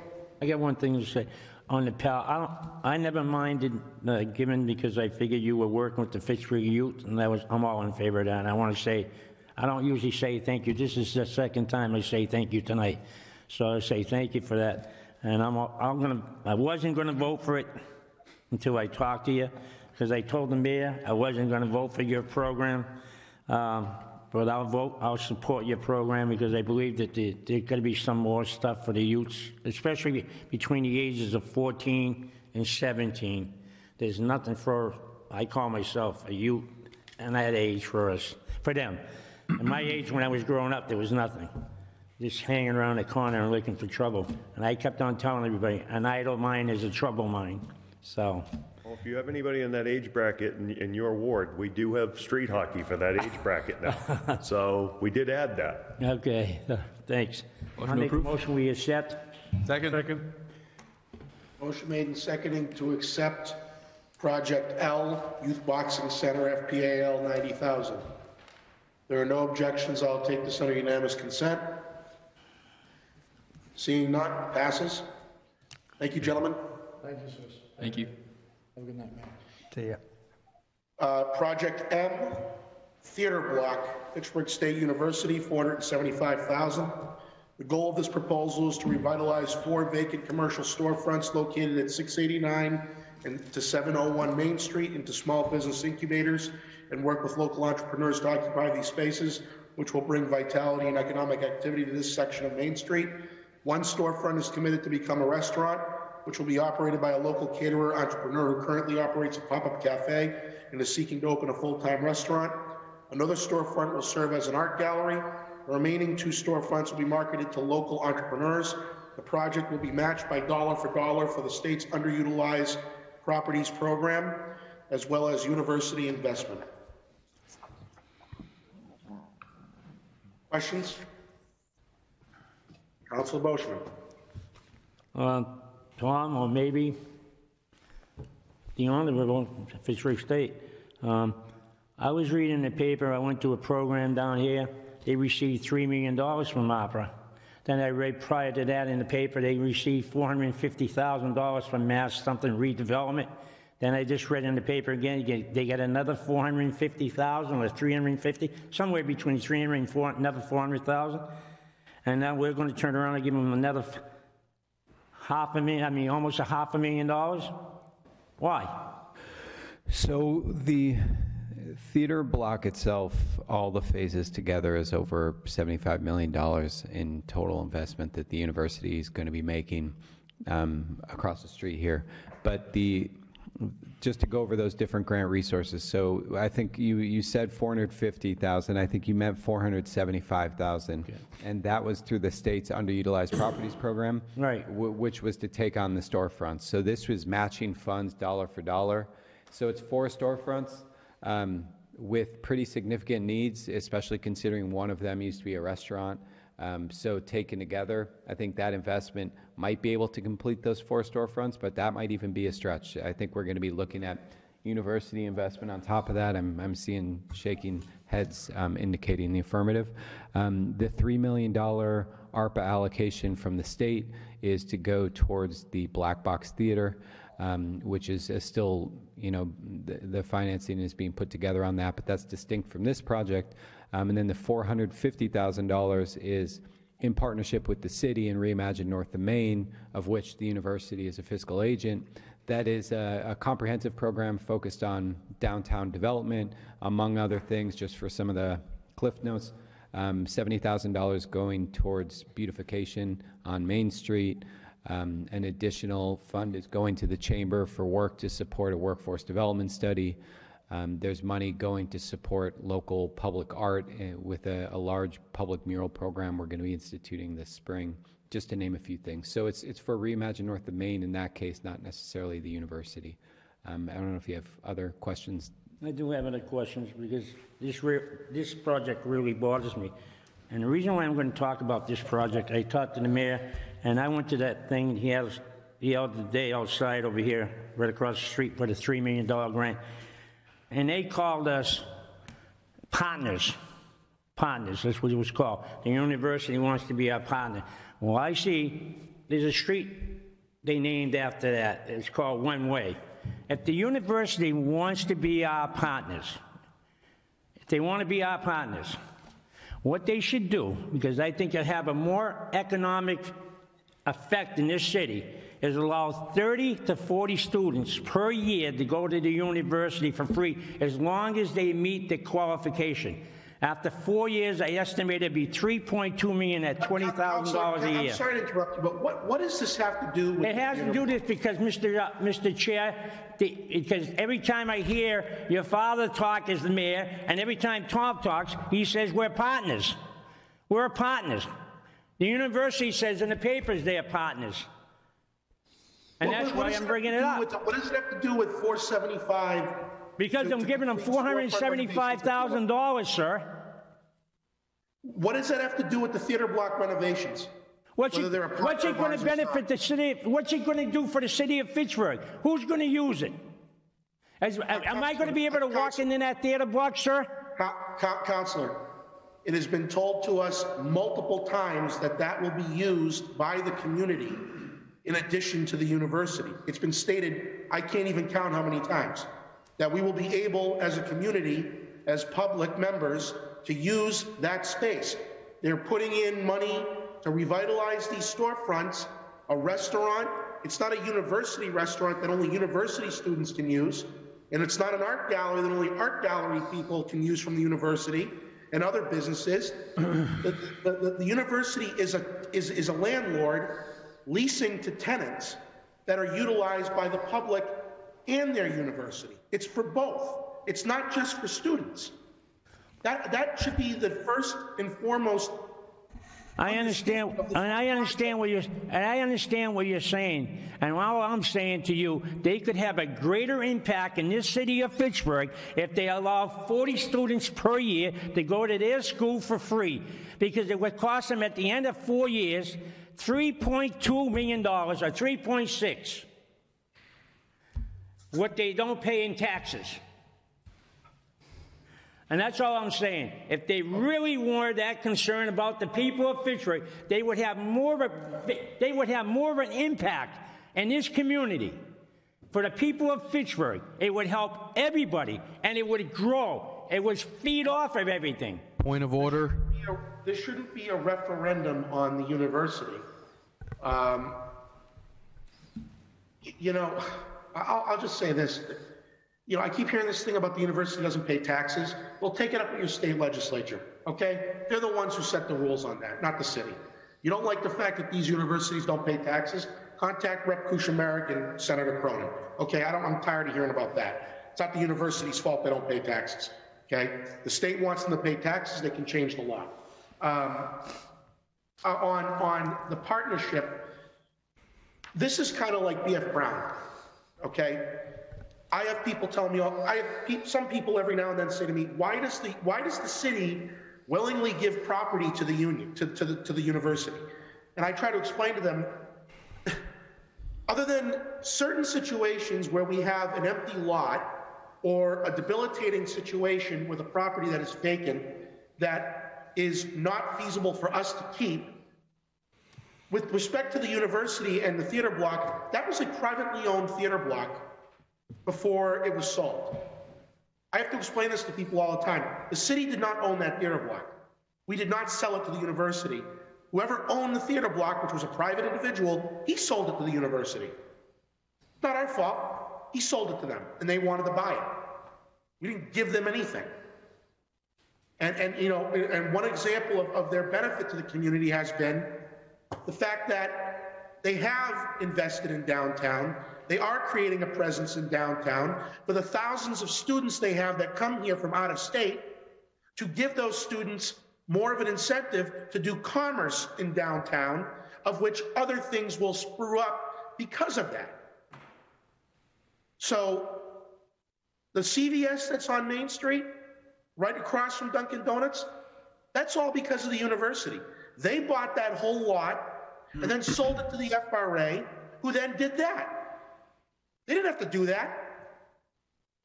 So I'm not going to get into this whole thing about the university and how they're merited in the city. People don't like that they don't pay taxes. Contact the state legislature. And people who think we're giving the store away to the university, we are not. I hear this all the time. Why did you give this piece of property that makes like $2,000 in taxes a year to the university? Because they invested $200,000 into it. $200,000 investment to make it utilized, or let it sit vacant and rot, and we forego $2,000 in taxes as a result. I mean, it's not even a debatable point. So anything we can do to spearhead and get these projects moving, like the theater block, the art museum, the artist colony, the library project, I'm in favor of, because all of these projects, I said it before, 2023 is going to be a huge year. All this stuff is in motion. People who are upset about how long this stuff is taking, they have short memories that that theater block was vacant for 30 years, probably more, or that theater portion was. Not used for 20 or 30 years, but everybody wants to come back to life in 2 years. It takes time. And this will get us closer to that end. This is going to renovate 4 empty storefronts, and I know you, Councilor, and others are always the first to point out the vacant storefronts on Main Street, not the ones that are occupied, but the ones that aren't, because it's easy to complain about the ones that aren't. This is going to take care of 4 of those, in addition to the money we already appropriated or recommended to be appropriated earlier for the rest of downtown on the city's portion. So none of this has any downside. This is to prop up Main Street to make it suitable for private investment, of which then they will take the ball and run with it. Understanding the university is a public institution, they are going to be they're going to be having these properties used for the public. That's been understood since day one. So I will support this, and I guess I'm a little frustrated because every time we hear about the university, it's bad, bad, bad. Mr. Chair. And no, I'm not done talking yet. And so we need to understand the bigger picture. I am not going to hold the university's feet to the fire because they don't give free tuition, okay? We are a college city. It's one of our big assets. It's what draws a lot of people. I think it's the biggest employer in the city, other than the city. So every time I hear people talk about, well, we need the students and the people to do things, we want them to want to stay. That's what this is trying to accomplish. Or we just let it stay vacant for 20 more years and let some private person who owns it sit on it and pay $10,000 a year in taxes while it sits there and collect dust. What's the option that helps this community more? Not the 10 grand. So that's it. Councilor, you already spoke. I'm going to let someone else speak. You can come back later. Anybody else want to speak? What'd you say? Councilor Van Hazenga. Thank you, Mr. Chair. The revitalization of downtown is both our biggest challenge and our biggest opportunity in the city, and it's something we can't do without our biggest partner, which is the university. The biggest thing we need downtown is people. We need people living here, we need people shopping here, we need people working here, we need people having fun here, coming here, and to have an anchor attraction in downtown across from City Hall will be of immense benefit to the city. And I think the city should do everything in its power to be a good partner for this project and to work as hard as possible to make all these plans happen. Thank you. Anyone else? Councilor Cruz. Yeah, thank you, Mr. Chair. For pretty much my entire life, I've been hearing about the revitalization of downtown. My entire life. And if you look out now, and you look right or left down Main Street, we're finally starting to see it. And Fitchburg State University has been a huge part of that, and an incredible partner in that.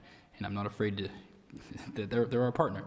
And I think we should continue to encourage this partnership and continue to encourage their investment downtown because it's integral to our success.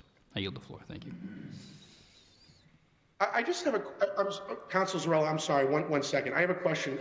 What is the total investment again for that theater block? 75 million. Am I right? Did I hear 75 million? You heard right.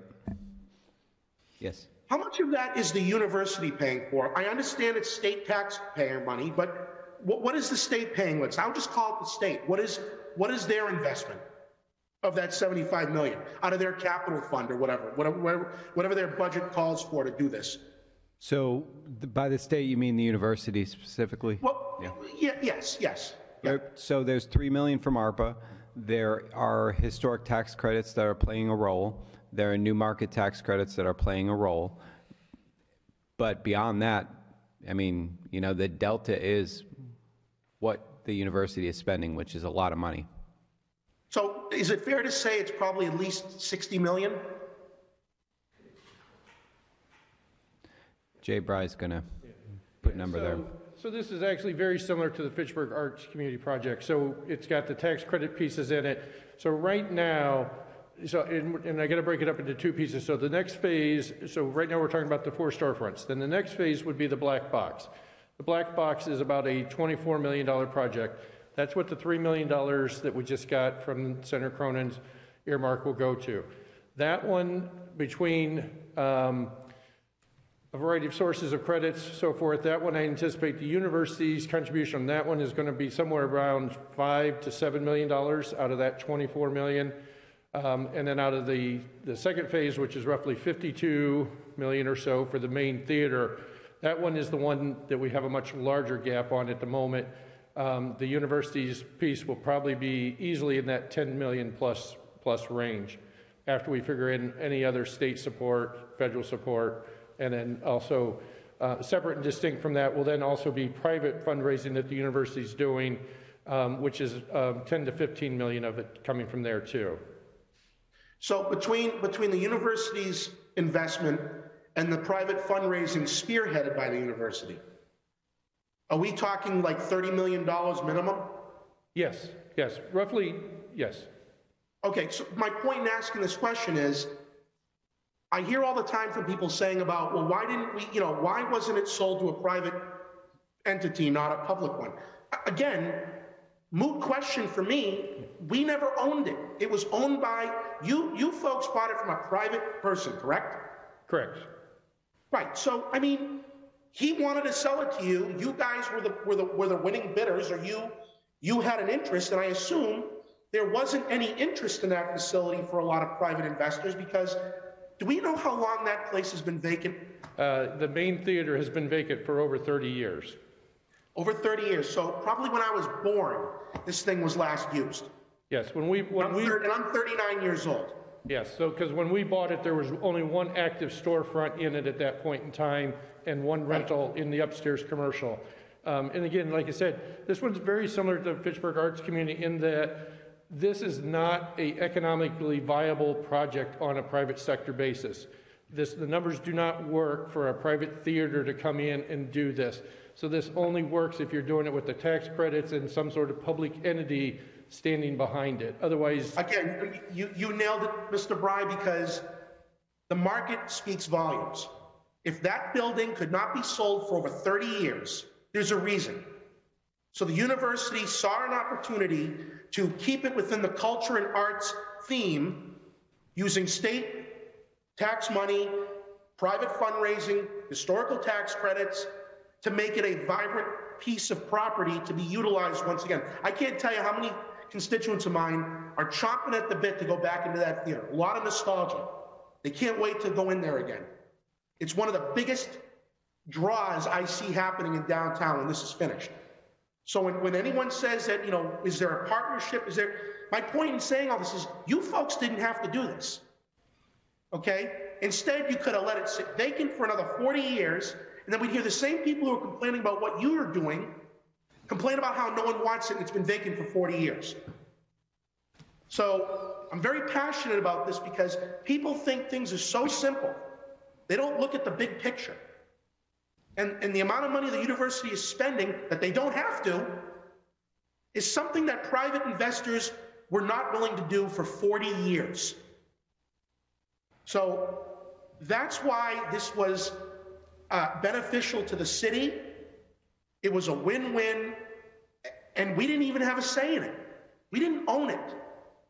So thank you for that information. President Zarella, you were next. Thank you. I just want to say a few words about this concept of partnership. It's not just about what direction the money flows in or what color the ink is on the balance sheets. It's about the decisions that are made. So, does the city contribute more in raw dollars to the university than vice versa? Maybe. I don't honestly know. I suspect it's likely, but that's not the only metric. The partnership on the university's side is in considering the well-being of the city in the decisions they make, in the developments that they go forward with, in the way they, run their campus, in the way that they partner with, the Fitchburg Police Department in terms of the police department and the campus police. It's things like that. And I went to college in a very small college town, Brunswick, Maine, where there was a ton of tension between the college students and the town residents. It wasn't terrible. The students loved to patronize some of the local businesses, and we certainly weren't a hooligan school or anything, but there was a lot of tension there. There wasn't really that sense of partnership. It was like there's the town, and then there's the enclave of Bowdoin College, from which the students go out into the town to do their thing. I don't get that impression with Fitchburg State. It's always felt fully integrated, and that's a choice. That's like Chairman DiNatale said, that's a choice they didn't have to make. And I'm grateful that they have. I think there is very much a two-way partnership. It's just you can't necessarily chart it out in numbers and in black and white. You've got to look at the whole picture of what choices they make and what choices we make, and how each side takes the best interests of the other side into account. Now, it would be great if the university could, give out free scholarships to Fitchburg residents. Sure, great. That would be terrific. I would be thrilled. But I don't know how to run a university. You guys know how to run a university. And so if that becomes viable at some point in the future, sure, we'll throw you a big party on Main Street. But if it isn't viable, or if it just doesn't make sense in your business model, then, keep partnering with us in other ways, and that's good. I support this project. I have several family members who are very much looking forward to getting into that theater once it's done. Even just to look at it, much less, actually attend anything. And what I've seen so far with what's been going on the upper levels of the theater block development, I think the university has been a very good choice for, again, not that we had a choice in the matter, but if we did, I would consider it to have been a good steward of that property.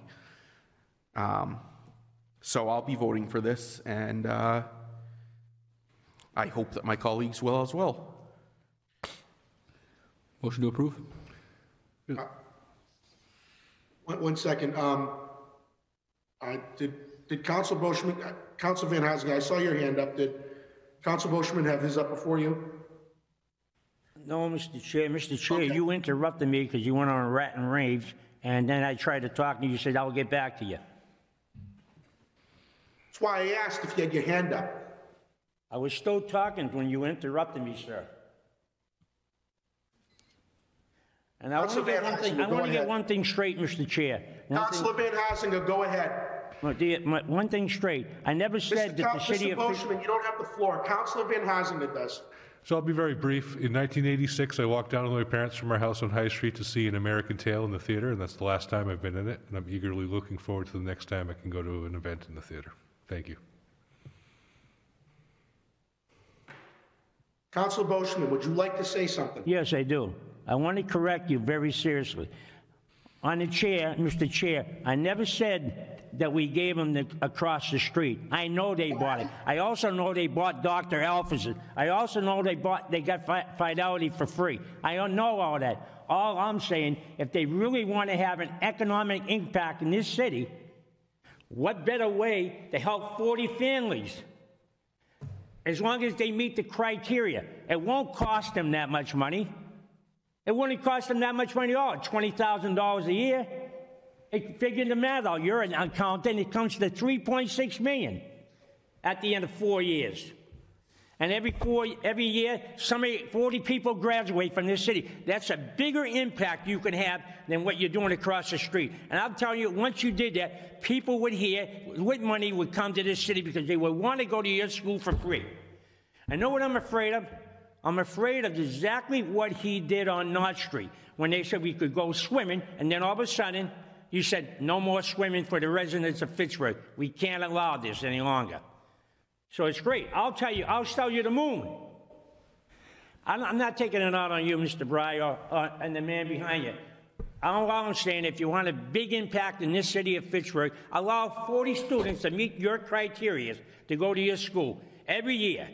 And at the senior year, you get 40 students from Fitchburg graduating. It doesn't affect you that much, and it'll have more of an impact. That's all I have to say, because I'll support your thing. I'm having a hard time with it. I'll support it. But you got over $5 million, and the people in this city are suffering. And I'm upset about it. Make a motion to approve. Second. Motion made and seconded to approve Project M, theater block for $475,000. Are there any objections to unanimous consent? Seeing none, it passes 5-0. Project N, Business Loan Fund, North Central Mass Development Corp., $250,000. This business investment fund will provide no interest and low interest loans at favorable terms to help developers, businesses with soft and hard costs associated with construction, infrastructure projects, capital costs. The fund will encourage new investment in Fitchburg and the region. Once established using a combination of state, federal, and private dollars totaling $1 million in capital, the investment fund will operate as a self-sustaining revolving fund, allowing the NCMDC to continue financially benefiting Fitchburg, the region, and its residents well beyond the ARPA timeline. Questions? Can you explain this to me, Tom, what this is all about? Is this all going to go to the city of Fitchburg, this $250,000, or is this going to be a regional thing? Sure. So I'll start, and the chamber can back me up when I mischaracterize. But the chamber already has an existing loan portfolio through its North Central Mass Development Corporation, which is a CDFI. But this is a little bit different in that it aligns with the chamber's most recent regional economic development strategic plan to call for the creation of a revolving loan fund that actually helps to support the development side, kind of real estate development for medium to small to medium-sized businesses. I'm waving you over because this is probably where, you know, it's 9:50. I'm starting to drain a bit, but it just please speak. So I think that was a pretty good summary. Basically, we do have a pretty successful micro loan program providing support to a lot of small businesses and entrepreneurs starting businesses. This would be a little bit different. It would be really focused around development, particularly real estate development, providing loans up to $250,000. to businesses that were investing in real estate. And it would be very, very flexible. So with very flexible terms, low interest or even 0% interest for the loans, very flexible underwriting terms, flexible payment terms, first year, no payments required, and then 20-year terms on the loans. It would also be flexible, unlike traditional bank loans. They may not fund soft costs, so these loans would fund soft costs like engineering costs. And we know that real estate development is very capital intensive. It can be a lot of money, and every little bit helps. So the idea behind this fund is to incentivize real estate development in Fitchburg and in the region. In the region, right? Mm-hmm.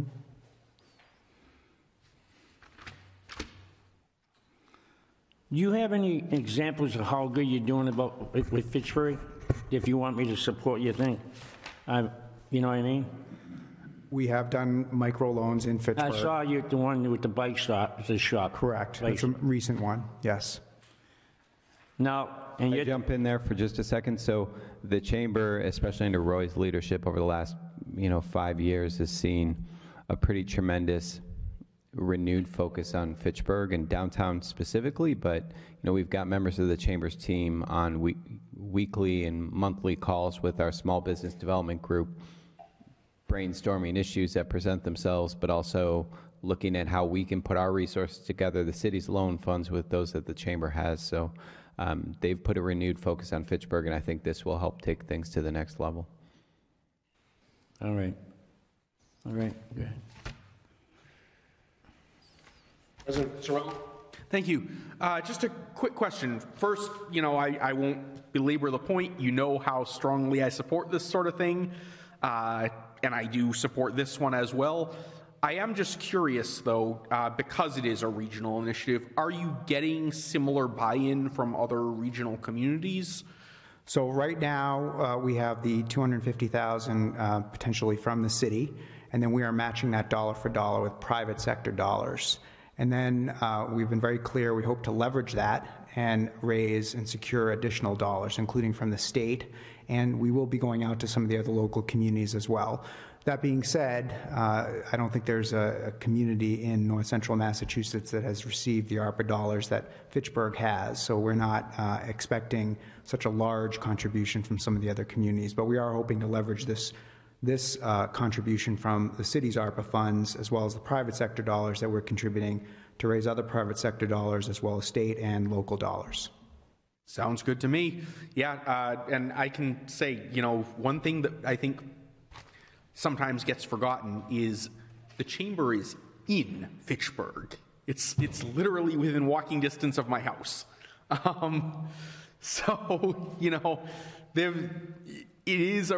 are regional initiatives, but I agree with Tom Skorowski.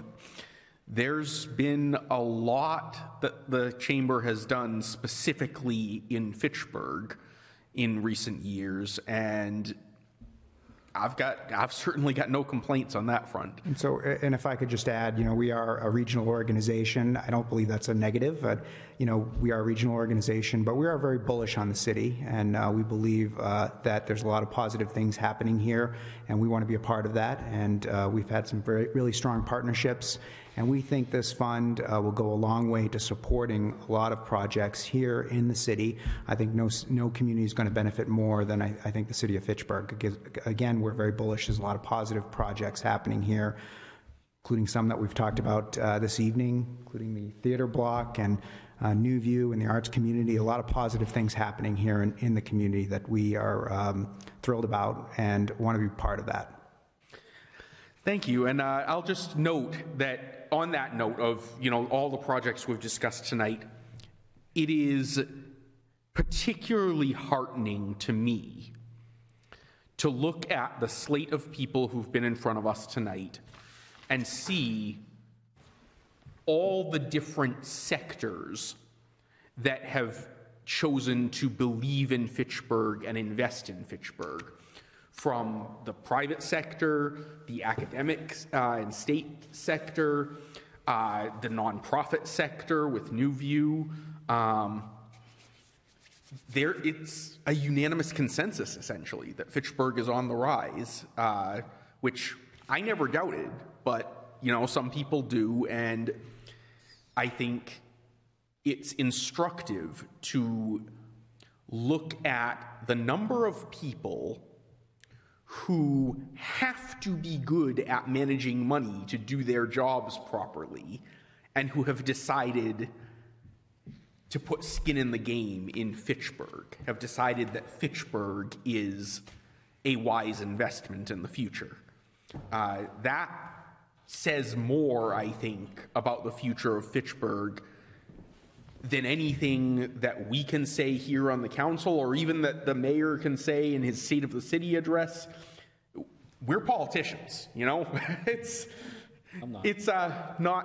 not uncommon for people to doubt the words of politicians, and I try to never give anyone any reason to, but it happens. That's natural. Follow the money. People, like I said, the university, the private sector, the nonprofit sector, if they make bad investments, they fail. And since they haven't failed, it's clear that they're pretty good at making good investments, and they see Fitchburg as the future. That should say it all. So thank you for your confidence in the city and for your continued support. Make a motion to approve Project N. Second. Motion made and seconded to approve Project N. If there are no objections, I'll take this under the unanimous consent. Seeing none, it passes. Thank you. That completes Thank you, that gentlemen. second phase of the proposals. We now are on to the final phase, 3 proposals for water and sewer infrastructure. Project O, John Fitch Resiliency, sponsored DPW, award $1,078,000. This project proposes to continue the design of stormwater, green infrastructure, pedestrian access, and traffic improvements along John Fitch. From Lunenburg Street to Summer Street, these improvements are specifically targeted towards reducing flooding along Quaker Brook, which impact businesses and residents through the John Fitch corridor. Excuse me. And facilitating better vehicular and pedestrian access throughout the corridor. This project will take the current designs. Sorry, folks, I got something in my throat. I'll just open it up to questions. Council Boschman.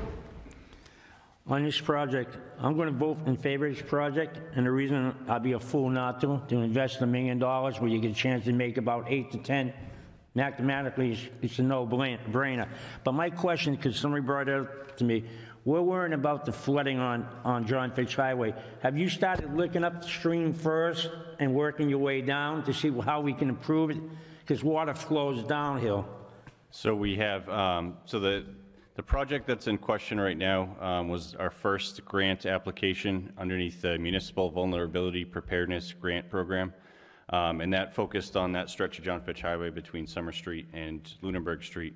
And then this past year, we applied for a second grant to begin looking further upstream in the watershed at other ways to mitigate flooding up there, whether it's runoff reduction strategies or some sort of runoff retention strategies to try and control the flow of that water from the upper reaches of the watershed down to John Fitch Highway. So that project's going in tandem to this proposed project, which is now sitting at the 25% complete phase based on that first round of grant funding.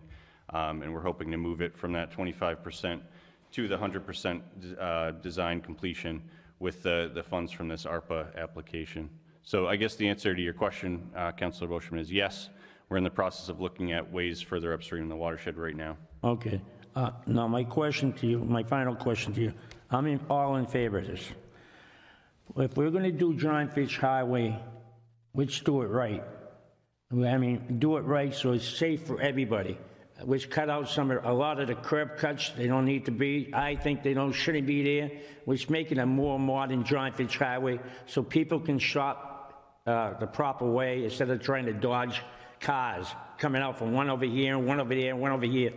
I think it's time that we really start doing that. And so because you're the planner, that's a fine stretch of highway where we can really develop it really good.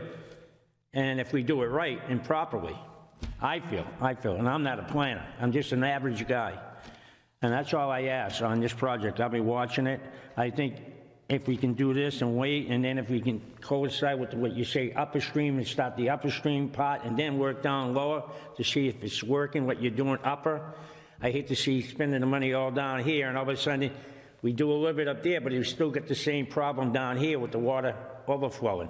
Right. And so I agree with your approach to reducing the curb cuts and fixing the traffic issues and creating a safer corridor for everyone, from pedestrians to people driving in cars to people using those businesses. So throughout the design process, it's going to follow Mass DOT's process that they've laid out essentially, and there's going to be numerous opportunities for public input, public engagement. I'm sure the council is going to be involved every step of the way. So I'd encourage, if this ARPA grant application is successful and we're awarded the money and we continue forward with this, to look for those opportunities for further involvement, sharing your opinions, all your thoughts. Now, since I can't talk to you, will you email me and tell me when the thing is? You got to email him first. That's right. I don't think that's going to happen. All right, that'll be it. That's it for me. I make a motion. Sorry. That's right. No, did someone have, Councilor Cruz, go ahead. Thank you, Mr. Chair. I'm all for this, it being in my ward. I'm all for infrastructure work in my ward, and I'm hoping that the airport road is next. I know that might be in the next line of ARPA funds, and then that's something that I'd like to support as well, is get over the wastewater infrastructure on airport road as well. Great. I yield the floor. Thank you. Motion to approve? Second. Motion made and seconded to approve Project O, John Fitch Resiliency for $1,078,000. There are no objections. I'll take this under unanimous consent. Hearing none, it is passed. Project P, Boulder Drive Water Mains, DPW, $3,750,000. The proposed project includes the upgrade of all water mains on Boulder Drive, as well as those in the intersecting streets between Boulder Drive and Main Street. Cushing Street, Mill Street, Putnam Street, Newton Place, and Wood Place each have water mains and/or lines that connect between Main Street and Boulder Drive. All service lines and fire protection lines from the new water mains to the property lines would also be replaced, upgraded to ensure there would be no issues, such as leaks on water service lines, within the roadways for many years and decades into the future. Questions? Council Boschman. I'm very happy. I wish the mayor would have given you a hell of a lot more money to invest for the taxpayers on this water source separation. I don't think we're paying enough money on it. I think there should have been a heck of a lot more money. I told Kelvin Brooks numerous times when I was allowed to talk to him how I felt about this opera fund, but he didn't want, the Clinton town. Now we got to talk about the families, and that's all we talk about. But anyway, is there any plans of doing Main Street? There are plans to do Main Street. The reason why we targeted Boulder Drive first is so that when we go to do the water mains on Main Street, we can more easily bypass the water system and provide service to the buildings on Main Street during the construction of the water mains there. We also want to make sure that that combined sewer separation project gets constructed first, because the way that water and sewer and drainage systems are designed is very gravity dependent. So where those pipes end up is where they need to be. Water has a little bit more forgiveness because it's a pressure system. You can make a water main go up and down and left and right a little bit more easily than you can with water, wastewater and sewer. So those are the two reasons why we targeted Boulder Drive first. Water mains on Main Street certainly need to be done at some point in the near future. And that's another project that I would anticipate for somewhere between $5 and $10 million. And then that combined sewer separation project that you mentioned is going to be our largest combined sewer separation project to date, and the estimate for that one right now is about $28.5 million. Which one, Main Street one? The Main Street area, so it's Main Street and the surrounding neighborhoods. And I won't keep it very vague because I know we're tired. One thing, the only reason why I ask these kind of questions is that the city planner and the mayor, as much as I don't like to give them that much credit, are working their tails off to get Main Street developed. Now, if I was a business owner and I wanted to come downtown, and I just opened up my storefront, and now you're coming along and you're digging up Main Street, and now I've lost customers. Because you can say, I get the road up. They're not going to want to go because they get the roads all digged up. You got people here, their car's going to get dirty, you know. So and I said to myself, why are we doing it? We should have just did both of them.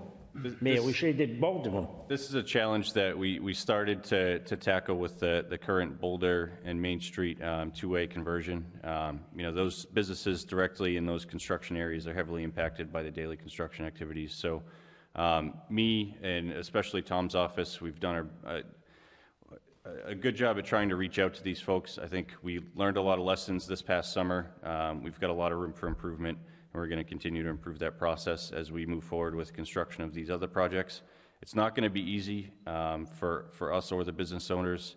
The best we can do is try to improve the communication between us and them as much as possible, and collaborate and work to accommodate their needs as much as possible. It'd be great to do everything all at once, but there's just so much work that needs to be done down there between water, wastewater, water, and Unitil that everyone would kind of be in each other's way. So it's best to kind of separate those out into phases. Okay, I get no problem. I think anyway, if you guys are going to talk, go ahead, because I'll make a motion that we accept. Make it. You second it? Oh, second all the way. Huh? All the way, second it. All right. Motion made and seconded to approve Project P. There are no objections. I'll take this under unanimous consent. Seeing none, it passes. Last project, Project Q, North Pearl John Fitch, DPW for $235,000. This proposed project includes water, sewer, and drainage infrastructure upgrades at the intersection of North Street, Pearl Hill Road, and John Fitch. As part of this project, the intersection will be reconfigured to allow for the installation of stormwater green infrastructure. Aside from mitigation of flooding and improvement in water quality afforded by green infrastructure, this will also provide secondary benefits, including improved vehicular and pedestrian safety. Funding would cover designs, with the project to be implemented with future ARPA funding. Councilor Boschman. On this here, you don't mention too much on any of your projects, MS4 programs, the MS4. So this project specifically kind of started with the stormwater MS4 goal of reducing runoff to Putz Pond right there and improving the water quality going into that pond. It has secondary benefits further downstream with Baker Brook, and it's got tertiary benefits with the reconfiguration of the intersection, improvement of water and sewer in the area. That intersection is really not good from a vehicular and pedestrian travel standpoint. So those are all things that I think make this a great project. And what we've heard through various sources is that the state, with the infrastructure funding, is looking to have shelf-ready projects. So this is a good opportunity to get a project shelf-ready such that when additional funding becomes available, we can pull the design off the shelf and potentially fund construction. Okay. Okay, I make a motion, we accept. Second. Motion made and seconded to accept Project Q. If there are no objections, I'll take this under unanimous consent. Seeing none, it passes, and that completes the first round.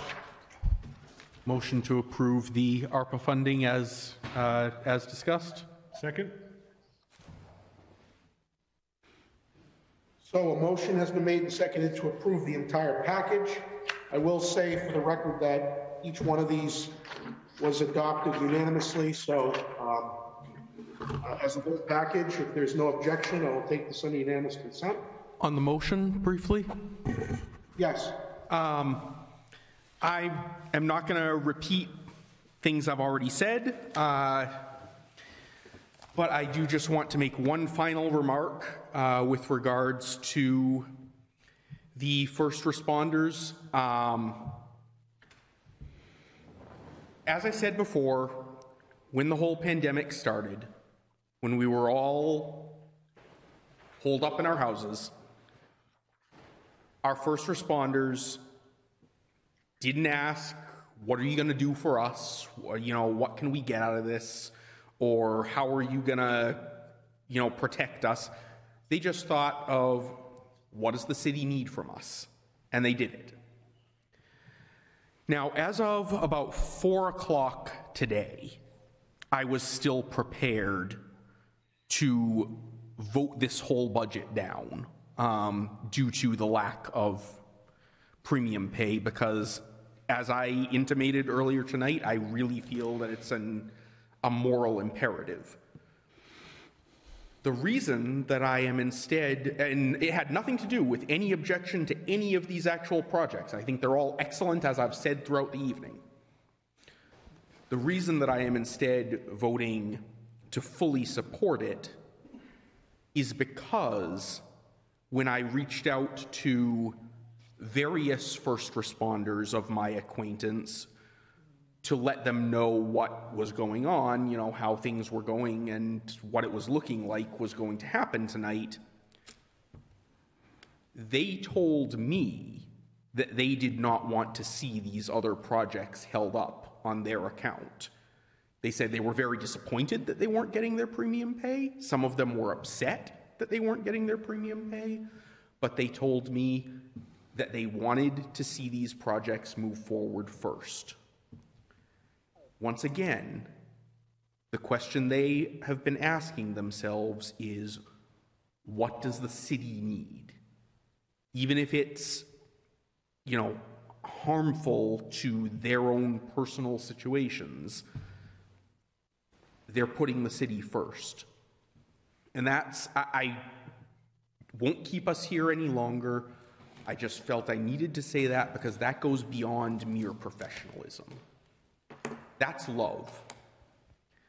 They love this city, and that's never been clearer to me than it was today. And I hope very fervently that going forward in future rounds of funding or from free cash or wherever the money needs to come from, I hope that we will find a way to show that how much we appreciate their dedication to this city. That said, I am fully in support of this ARPA budget, and I'm looking forward to seeing it move forward. I have a motion made and seconded to approve the whole ARPA budget. If there are no objections, I'll take this under unanimous consent. Seeing none, passes unanimously, as well as every individual project, so that was expected. So, motion to adjourn? Second. Mr. Chairman? Yes. The one item is on meeting days. And, yes. And I'll be very brief. I've had some conversations, and we are able to switch to Wednesdays. I get it right, the second and fourth Wednesdays.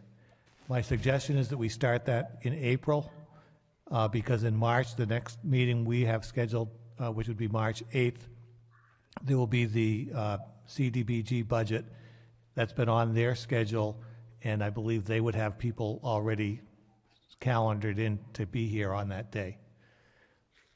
So if that's all right, we could, I guess the committee, if they want to take a formal vote, could do that at the next meeting when there's more time. Well, I mean, can we can put it to bed now. I mean, yeah, motion to switch to Wednesdays beginning in April. Second. Motion made and seconded to move our meeting dates to Wednesdays at 6 p.m. beginning the first meeting in April. Any objections to unanimous consent? Seeing none, we are now going to begin on Wednesdays at 6 p.m., beginning first meeting in April. Motion to adjourn? Second. Motion made and seconded to adjourn. All those in favor? Aye. Aye. Opposed? We are adjourned. Thank you very much.